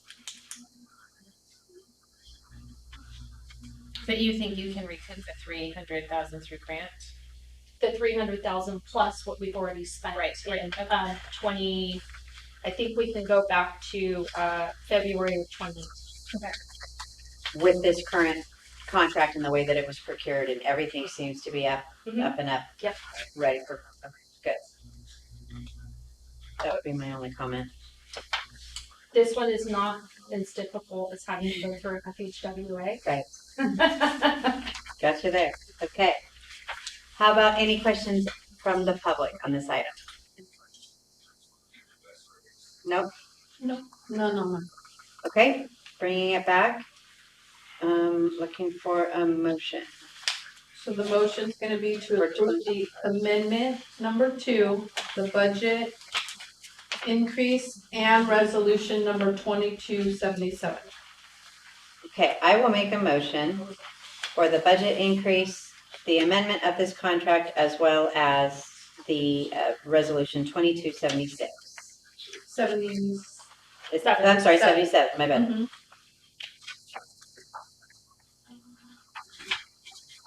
Looking for a second? I'll second. All in favor? Aye. Aye. Any opposed? Okay, Rose, that's a 401.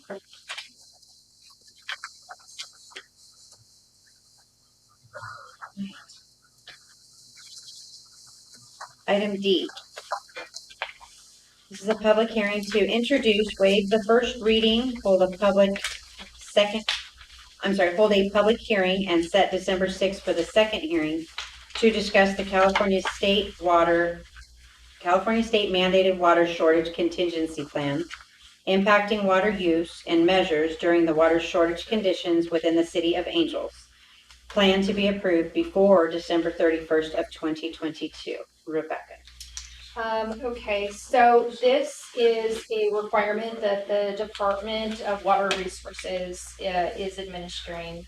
It is a requirement of all agencies, urban and small. So normally small gets a pass because we're so small, but this time we don't.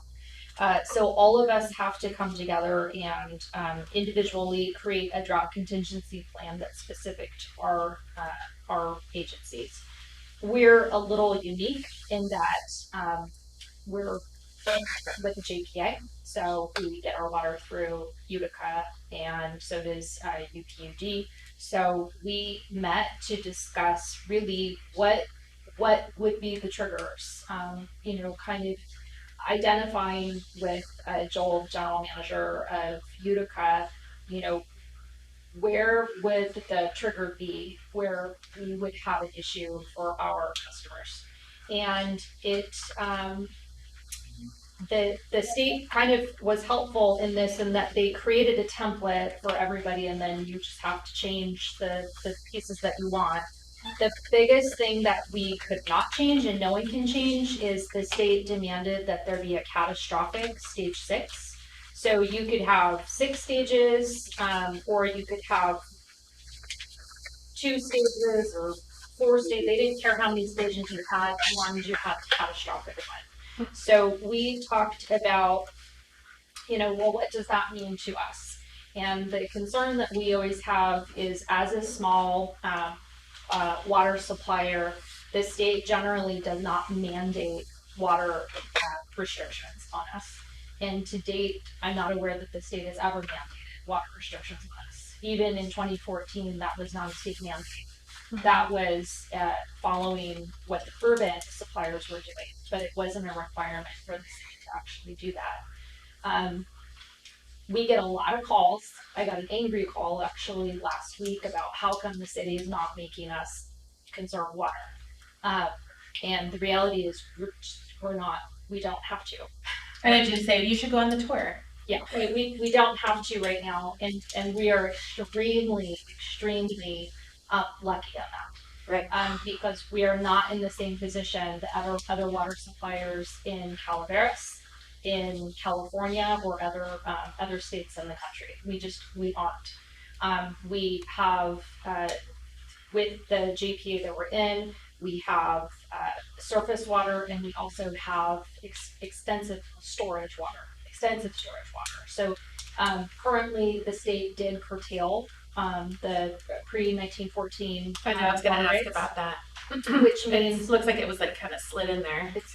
So they did do that. They haven't done that. I think they may have done it before, but the last time they did it, our response was, okay, so we will cut our usage of surface, but we still have storage. For consumption. For consumption. Yeah. And so, for all of it. And we don't even barely touch the amount of water that we have the right to. We barely touch it.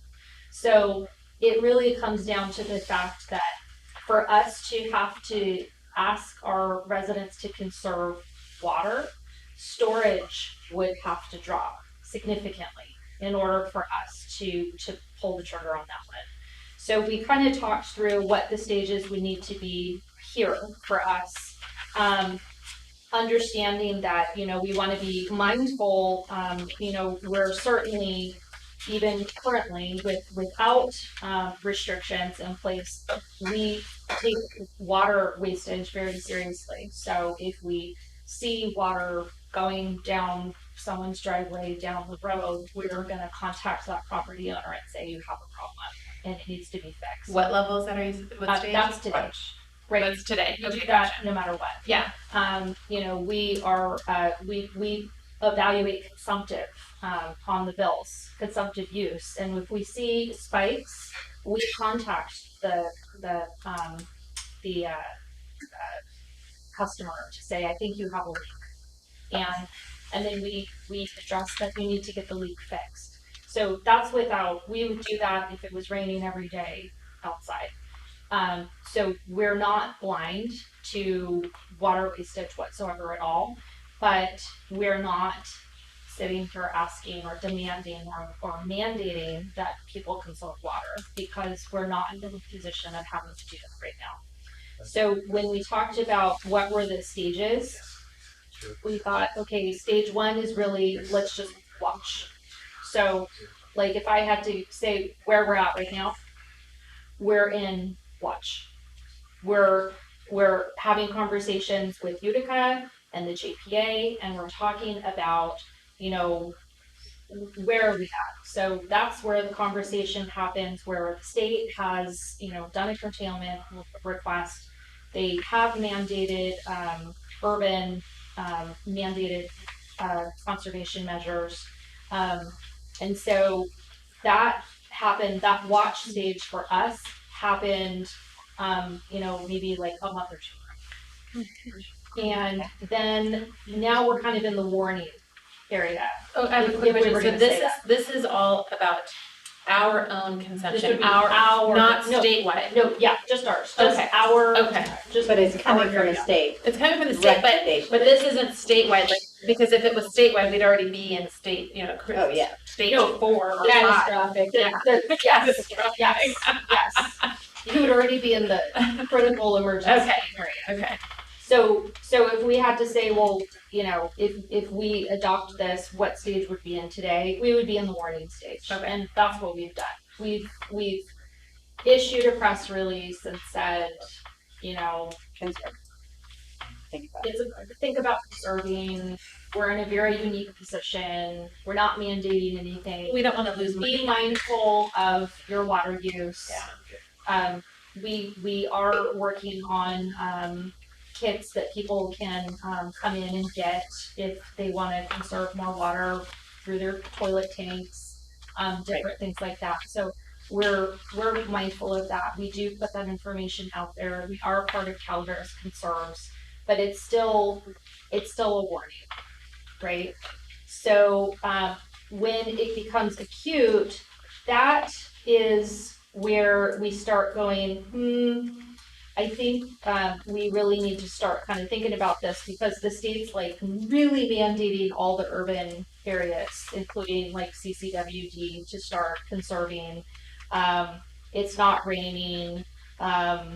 It's, you know, the pre-1914 surface water curtailment orders are in. That happens, but we're still not mandating anything. When the state mandates for small systems, then we're in the critical stage. Because at that point, that's a state order. We don't have a choice at that point. The other thing we have to be mindful of is if we pushed for our residents to do a 10% conservation or a 15% conservation, and it's not mandated, if the state were to push a mandate on us and they say, okay, now you have to conserve 15%, you don't get credit for the last 5%. So you've already changed out your toilets, you've already done all these things proactively. So if you add up the two, you are actually conserving 30%. Right, but you're not gonna get that credit. But you don't get the 15% credit from before. So we're very careful about how much we would push voluntary conservation measures because there's a flip side of that. Because if the state were to mandate, and I won't say that they won't do it, they just have not done it.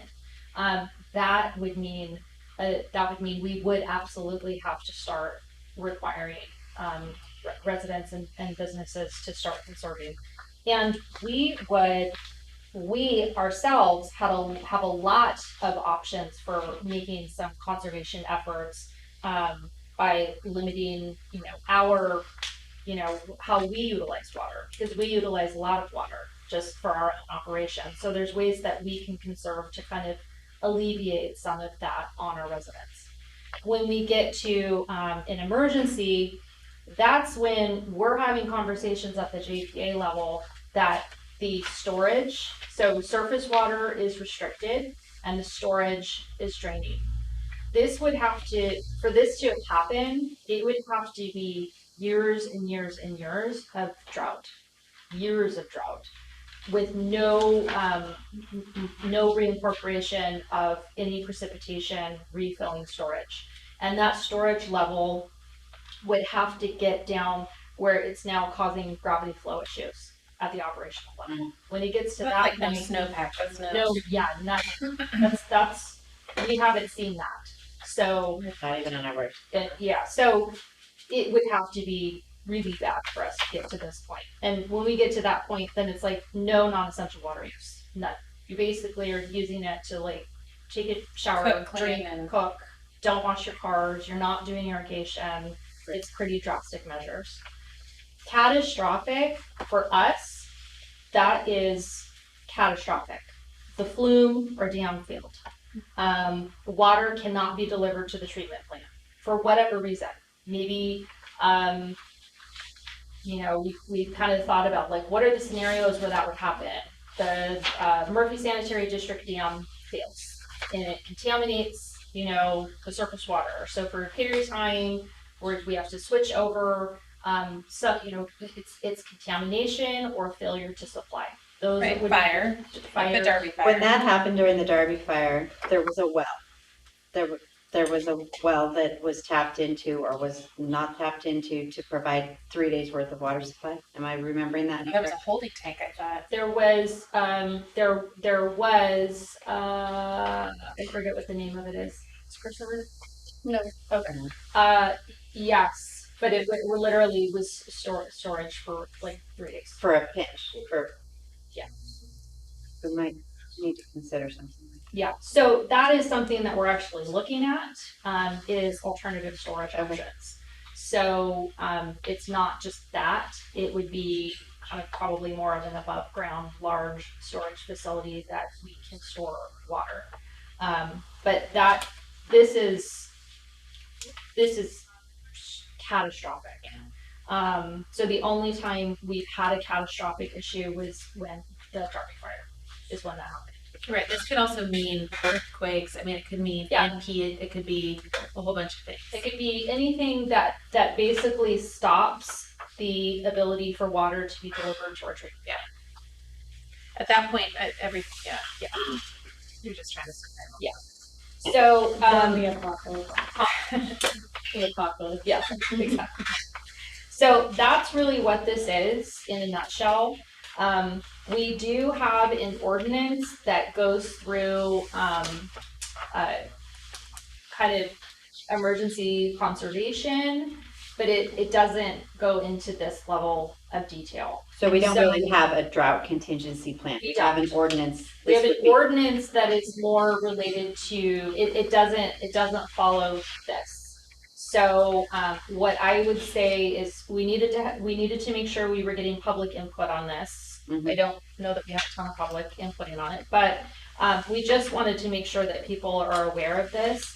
I think that I wouldn't say a lot, there are people that, move up here from other areas and they've been conserving and they get really frustrated that we're not. They don't understand why their neighbor is still washing his car. I would say be grateful that you live in Angels. Mm-hmm. Oh, yeah. We are in a very unique position that I don't know any other water supplier that is in this same position. So be grateful that you live here. And those way before us who Unless- set this up. Unless the flu burns down, then that's a whole other story. But my question is what warrants the different stages? Does the state notify that you are at stage 3 of your plan? no, We do. Okay. We do. So what we're saying is, okay, watch is, and we as JPA leaders, we meet once a month. We just meet once a month and talk about what's going on. Joel is very good about keeping us apprised of what is happening on his front because he really is the controller of that water. He's responsible for that water supply there. We're responsible for treating that water as is UPUD. So he's making sure we're aware of kind of what's coming down. We also get various sources of information, so we kind of share those conversations to determine, and some of this plays into budget as well. Do we think we're going to be in a water year 4? Do we think we're going to be in a water year 6 or a 3 or a 2? But so we're having those conversations anyway. So when we notice we're not having normal rain patterns, we didn't have the snowpack that we thought we were going to have, you're kind of seeing the writing on the wall. That's where we're like, you know what, we probably need to watch this. But this is internal conversations that are happening. The only time the state is going to kind of trigger anything is when we get the curtailment order for the pre-1914.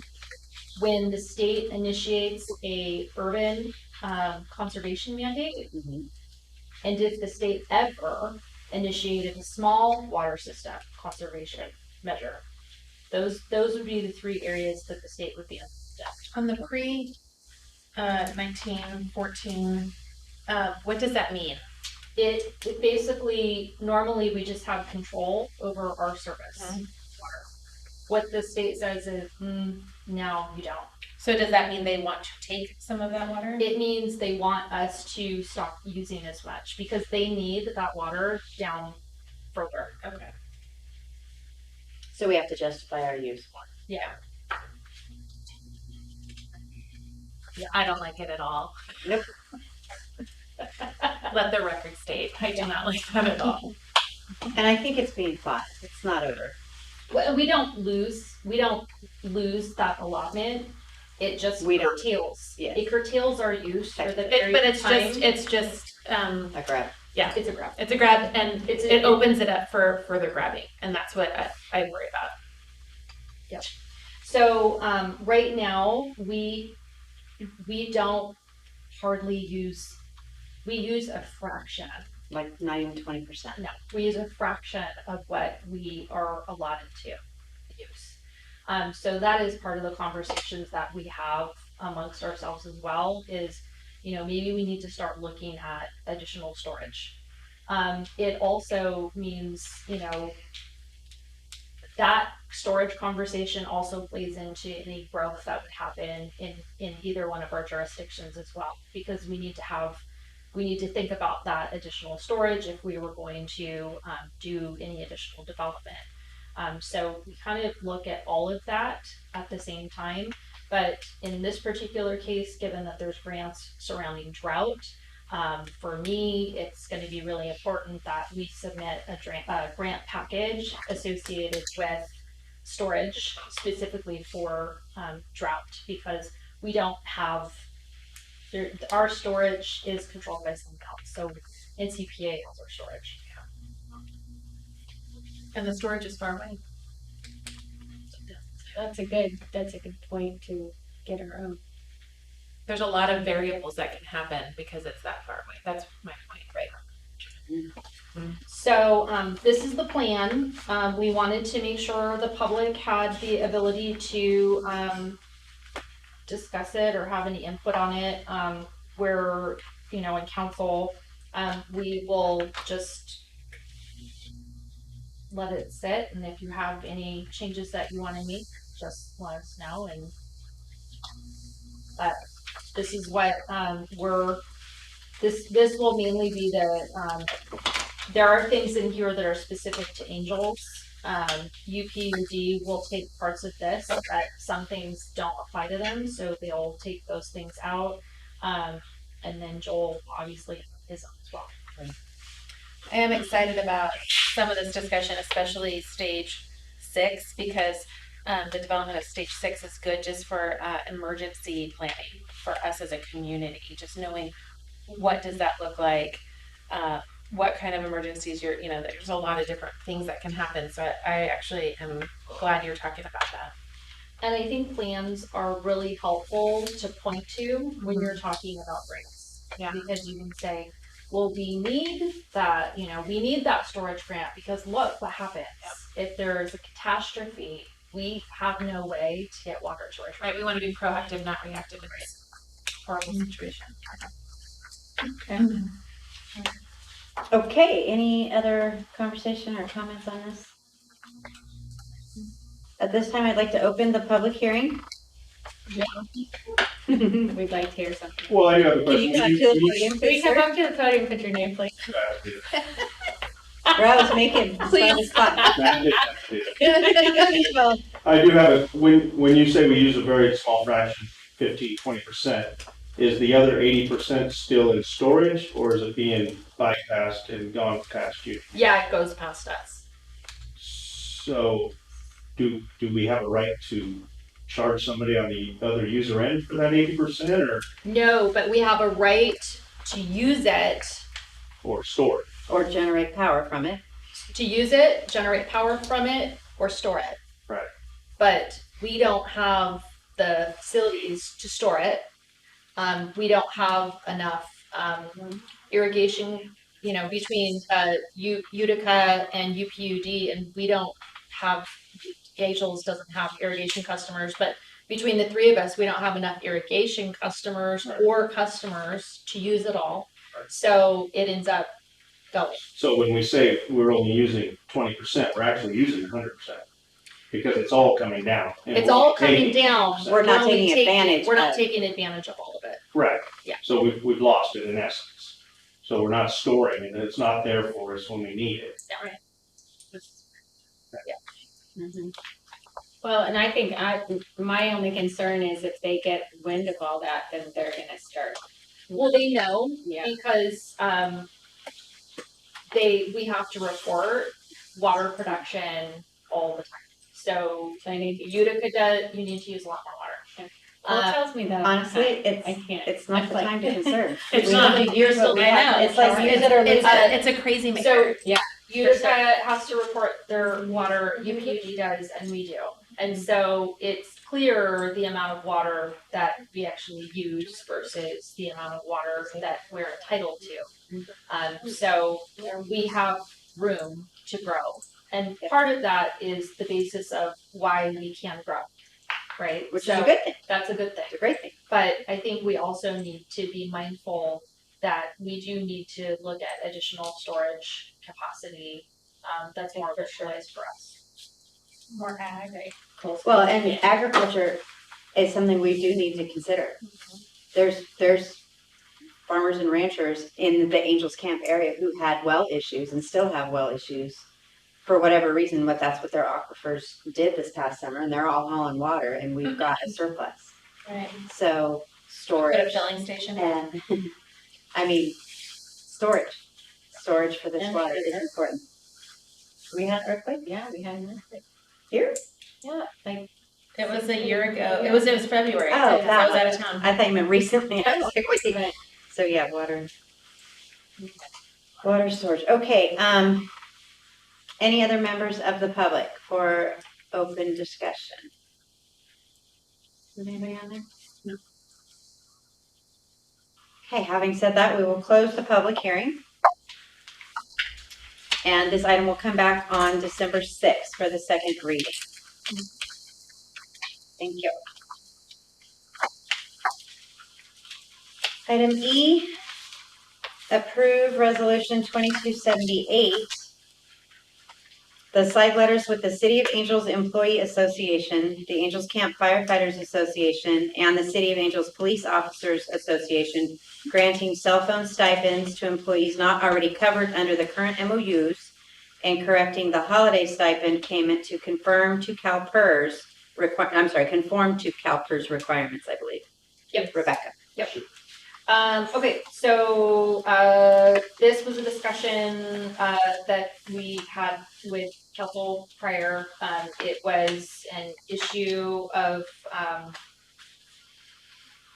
a change in technology that we needed to deal with.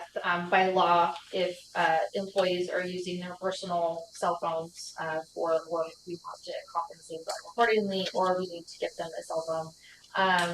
And it is more cost effective for the city to offer a stipend.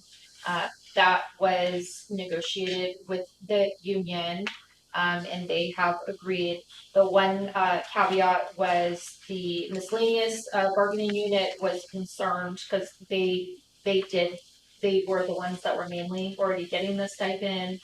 They were concerned that if they were already getting it, that some of them might fall down a tier, and I assured them they're not going to, because they're all the ones that are going to have additional apps put on their phone for all of the work orders and everything. But the tier they were threat. concerned, so we just added a little bit of language in there just to clarify. The other unions agreed to it. And then with the holiday stipends, holidays are a statutory benefit as far as CalPERS is concerned.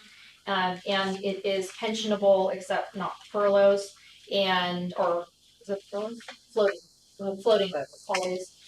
So we needed to update that language, and it's also a change in how we pay it. It had been paid in lump sums, 2 lump sums. So now we're going to be paying it in the month or in the pay period that it's earned. And that was kind of a little bit of a tough pill to swallow for them because they were getting these 2 chunks. Savings plan. Yeah, and so now they're not. But this conforms to CalPERS requirements, so that we do actually need to do, or we're in violation of CalPERS rules. So they agreed to that language and how that was going to get paid out. So it's all good.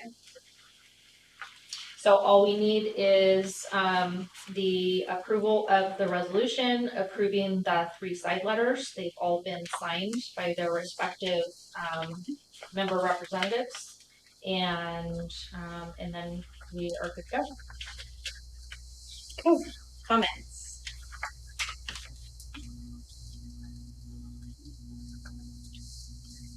How about members of the public? Any public comment on this item? No. None seen, so we'll bring it back for a motion. I'll make the motion. I'll second it. All in favor? Aye. Any opposed? Council on this? What's that? No. What did she say? The city council in this. Your passes on a 401. Okay, item number 6, administration report. Okay. Well, our Hop and Shop Local program sold out in like 3 days.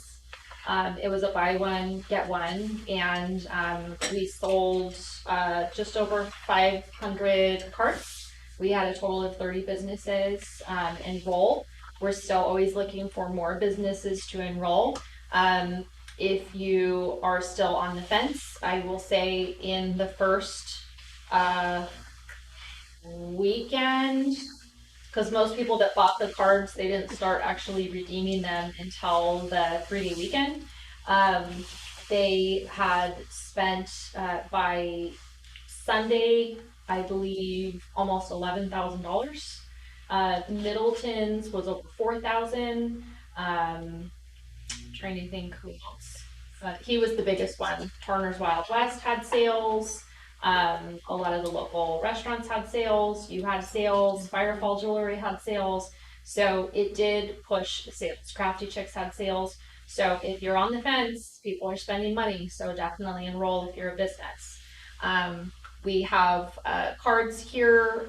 We're going to be releasing the next phase of the Shop Local program. It's going to be a little bit different, so we can elongate how the sales period, so we don't run out of carts in 3 days. It's going to be a buy one, get 50%. So if you buy 100, you'll get 50. Still limited to 2 cards, and yeah, so I'm going to be dropping off these cards as well as some additional marketing materials to all the businesses that are currently enrolled. we'll have additional marketing materials at City Hall. And if you have any questions in terms of how to enroll as a business, speak to other businesses that are involved in it. It's super easy to participate. All you have to do is take payment and you're good. So that was really good. How are things working with their point of sale, with their, it has to be keyed in, correct? Yeah, we we just just have to Okay. Yeah. So, So quick question though, because I had asked Michelle earlier, if you bought 2 already on the first round, can you still buy 2 on the second round?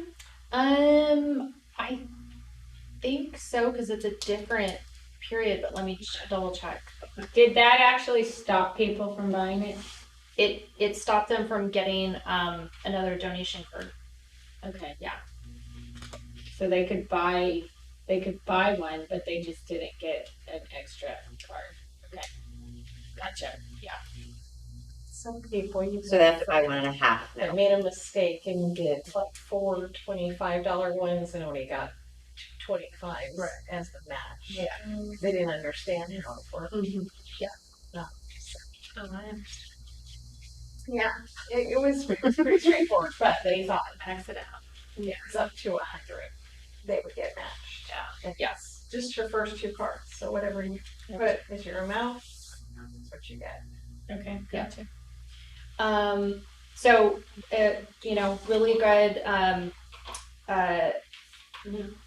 Sensual Tanning has done a really good job of doing some additional marketing of her own off the back of the shop local. So I would also really, recommend, businesses to incorporate that in their own Facebook or social media, advertising campaigns for the holidays as well.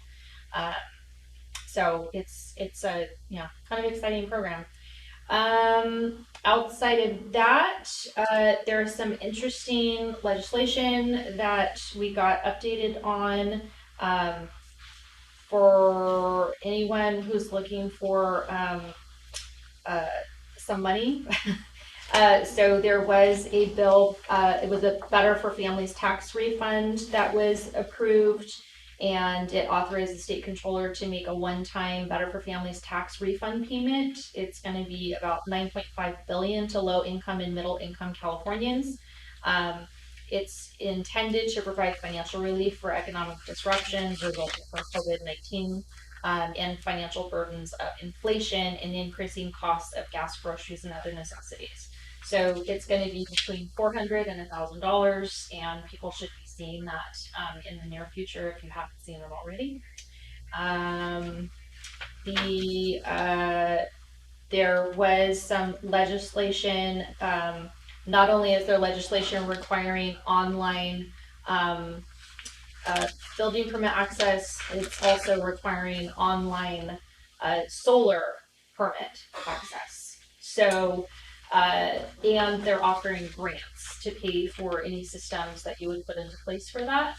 So I did submit a grant for that hopefully can help offset some of the costs of the step that we're going forward with. And we can do solar permits online. Yay. The supplemental paid sick leave related to COVID-19 was supposed to end on September 30th. That has now been extended to December 31st. So just so everybody knows about that.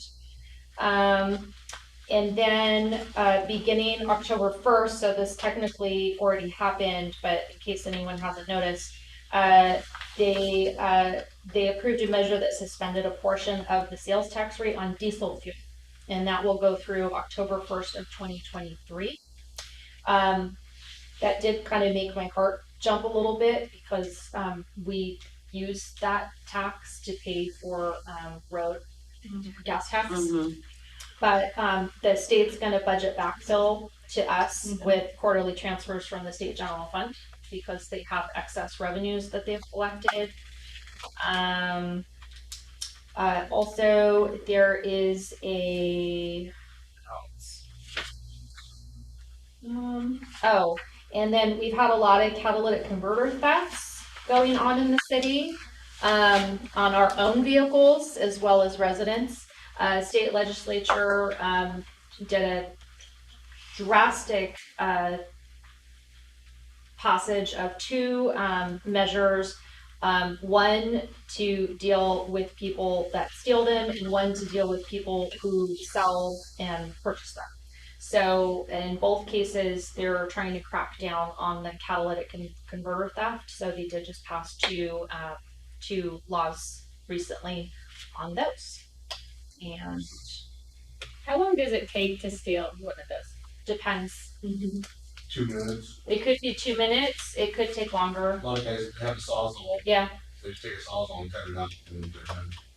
Did you see they had a big bust in the valley? Big ring, catalytic converter. I did it a couple months ago. They have another one. They had Yeah, another one, another just one. another one, and they found that they were shipping them to the East Coast and selling them in an auto parts store. Yeah, but it was actually a really big bust. So that's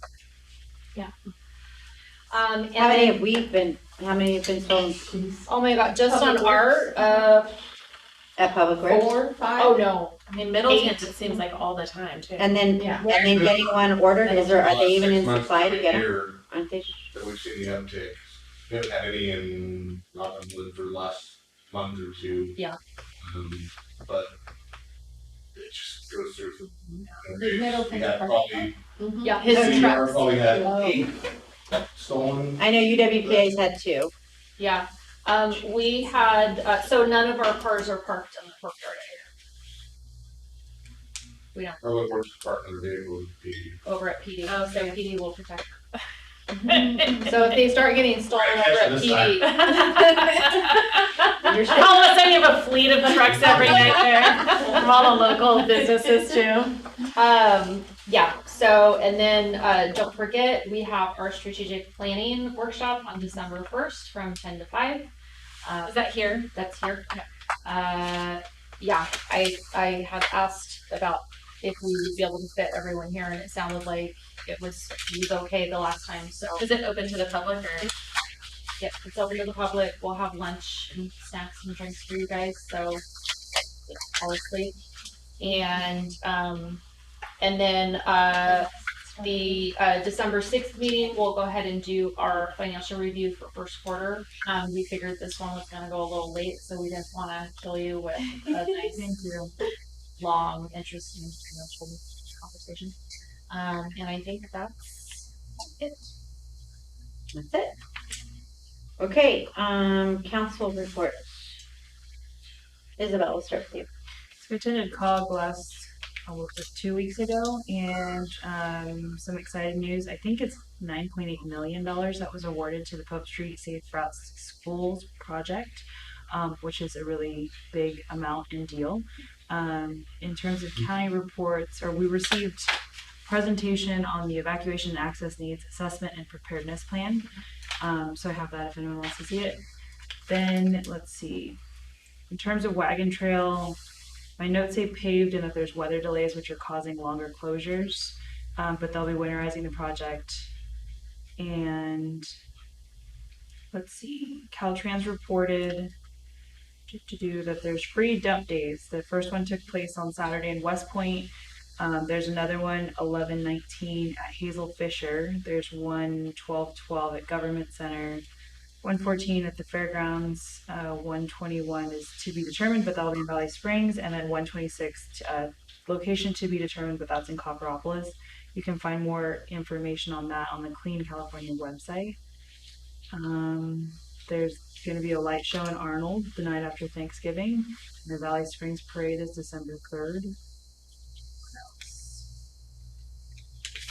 And then in terms of CTA, we reviewed what the electric vehicles will look like. We reviewed the wraps that will go on the vehicle and narrowed those down. So if we ever get that electric bus, we'll know what it looks like.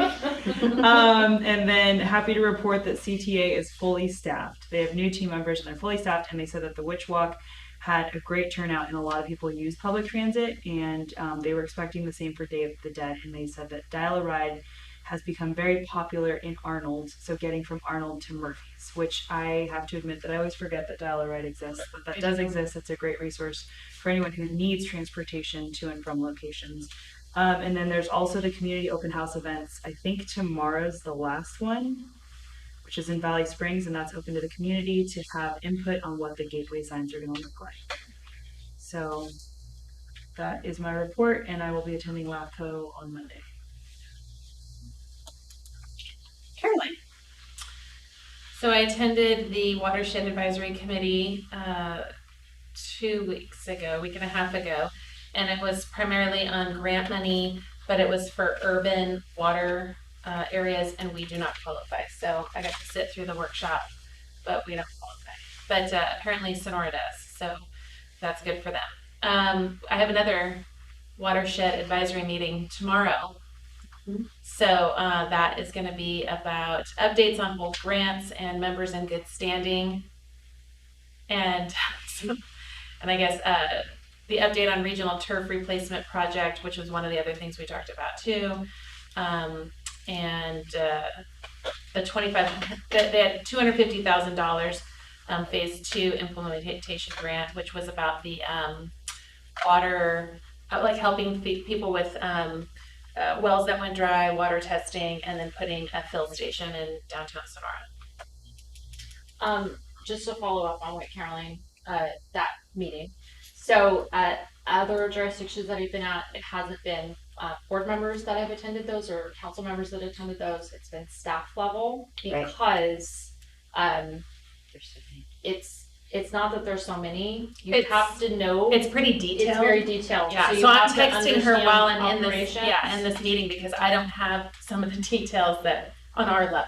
You know. Right. So probably I'll be bringing that back as a discussion item if we should transition council off of that and put staff on that, and then we can just rotate staff depending on what's on the agenda. And then I had talked to Joel as well because he definitely should. Does he go?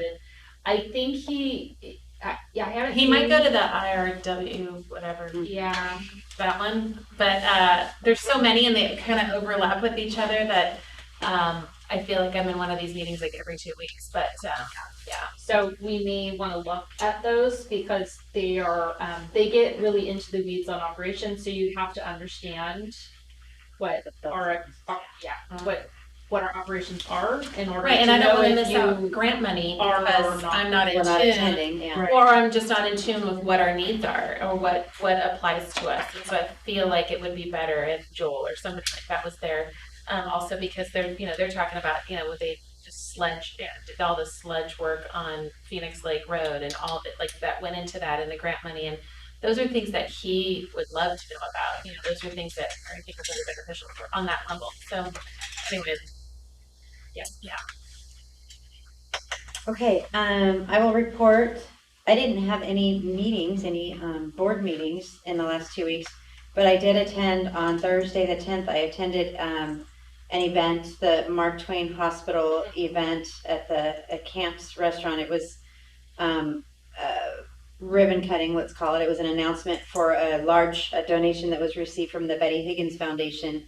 And this was technology driven money that was spent to conduct robot hip and knee replacement now at Mark Twain Hospital. So this is new technology.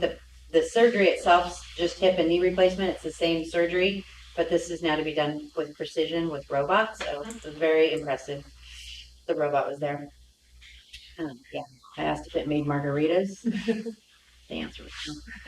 Then on the 11th, I was in the Veterans Day Parade in Copperopolis, which was a wonderful event, and it's growing. And that's all I did. Oh, I forgot to mention, Angels Camp Veterans Memorial District gave out gift certificates, $100 to Angels Food Market on Saturday and Sunday, and we gave out about 250 gift certificates, which is the most we've ever given out. And I do want to say we have homeless vets in our town. Absolutely 100% have them. They came, and we will be doing it again on December 10th and 11th. And so I told them, please come back. But we have some really down and out veterans, and it breaks my heart.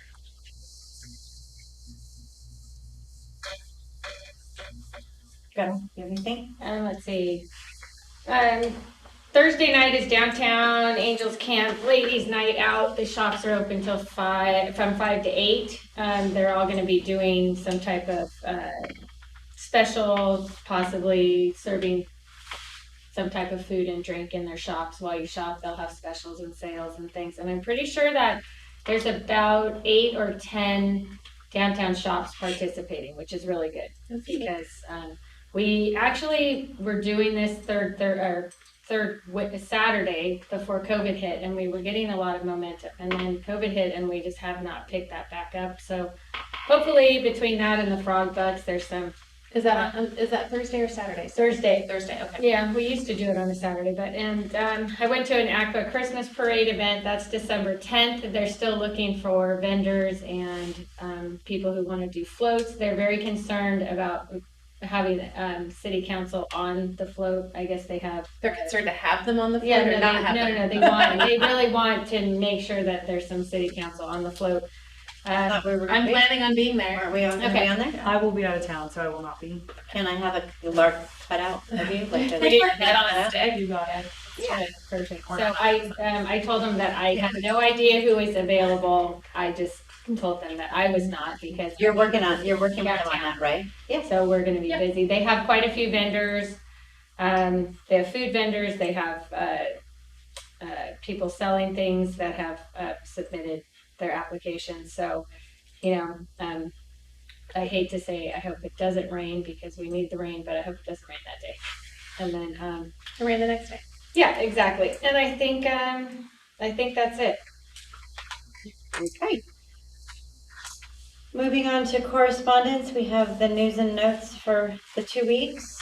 Any comments or anybody need to discuss any of those? When is the item about Greenhorn Creek and the $1 million? Oh yeah, when is that? I'm gonna- still working on it because we need to get information back from NBS, which we Okay. still haven't got back, because That just kind of stood out to me. So. Yeah, I've been reached out to about it. Okay.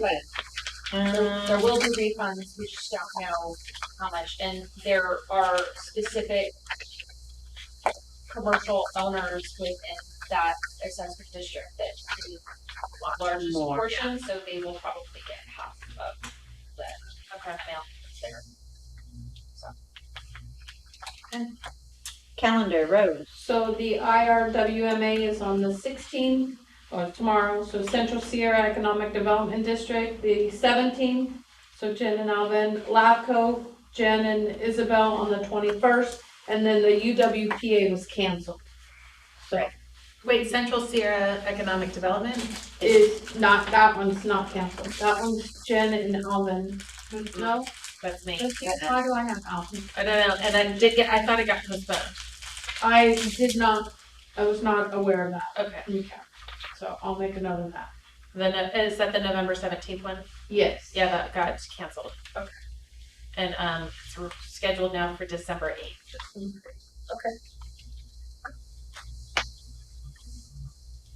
LAVCO is In person. 21st. Uh-huh. In person. Got it. Okay. All right. Looking for a motion for adjournment, please. I'll make the motion. I'll second it. Thank you. All in favor? Hi. Hooray. I'm not. Thank you. The December 7th.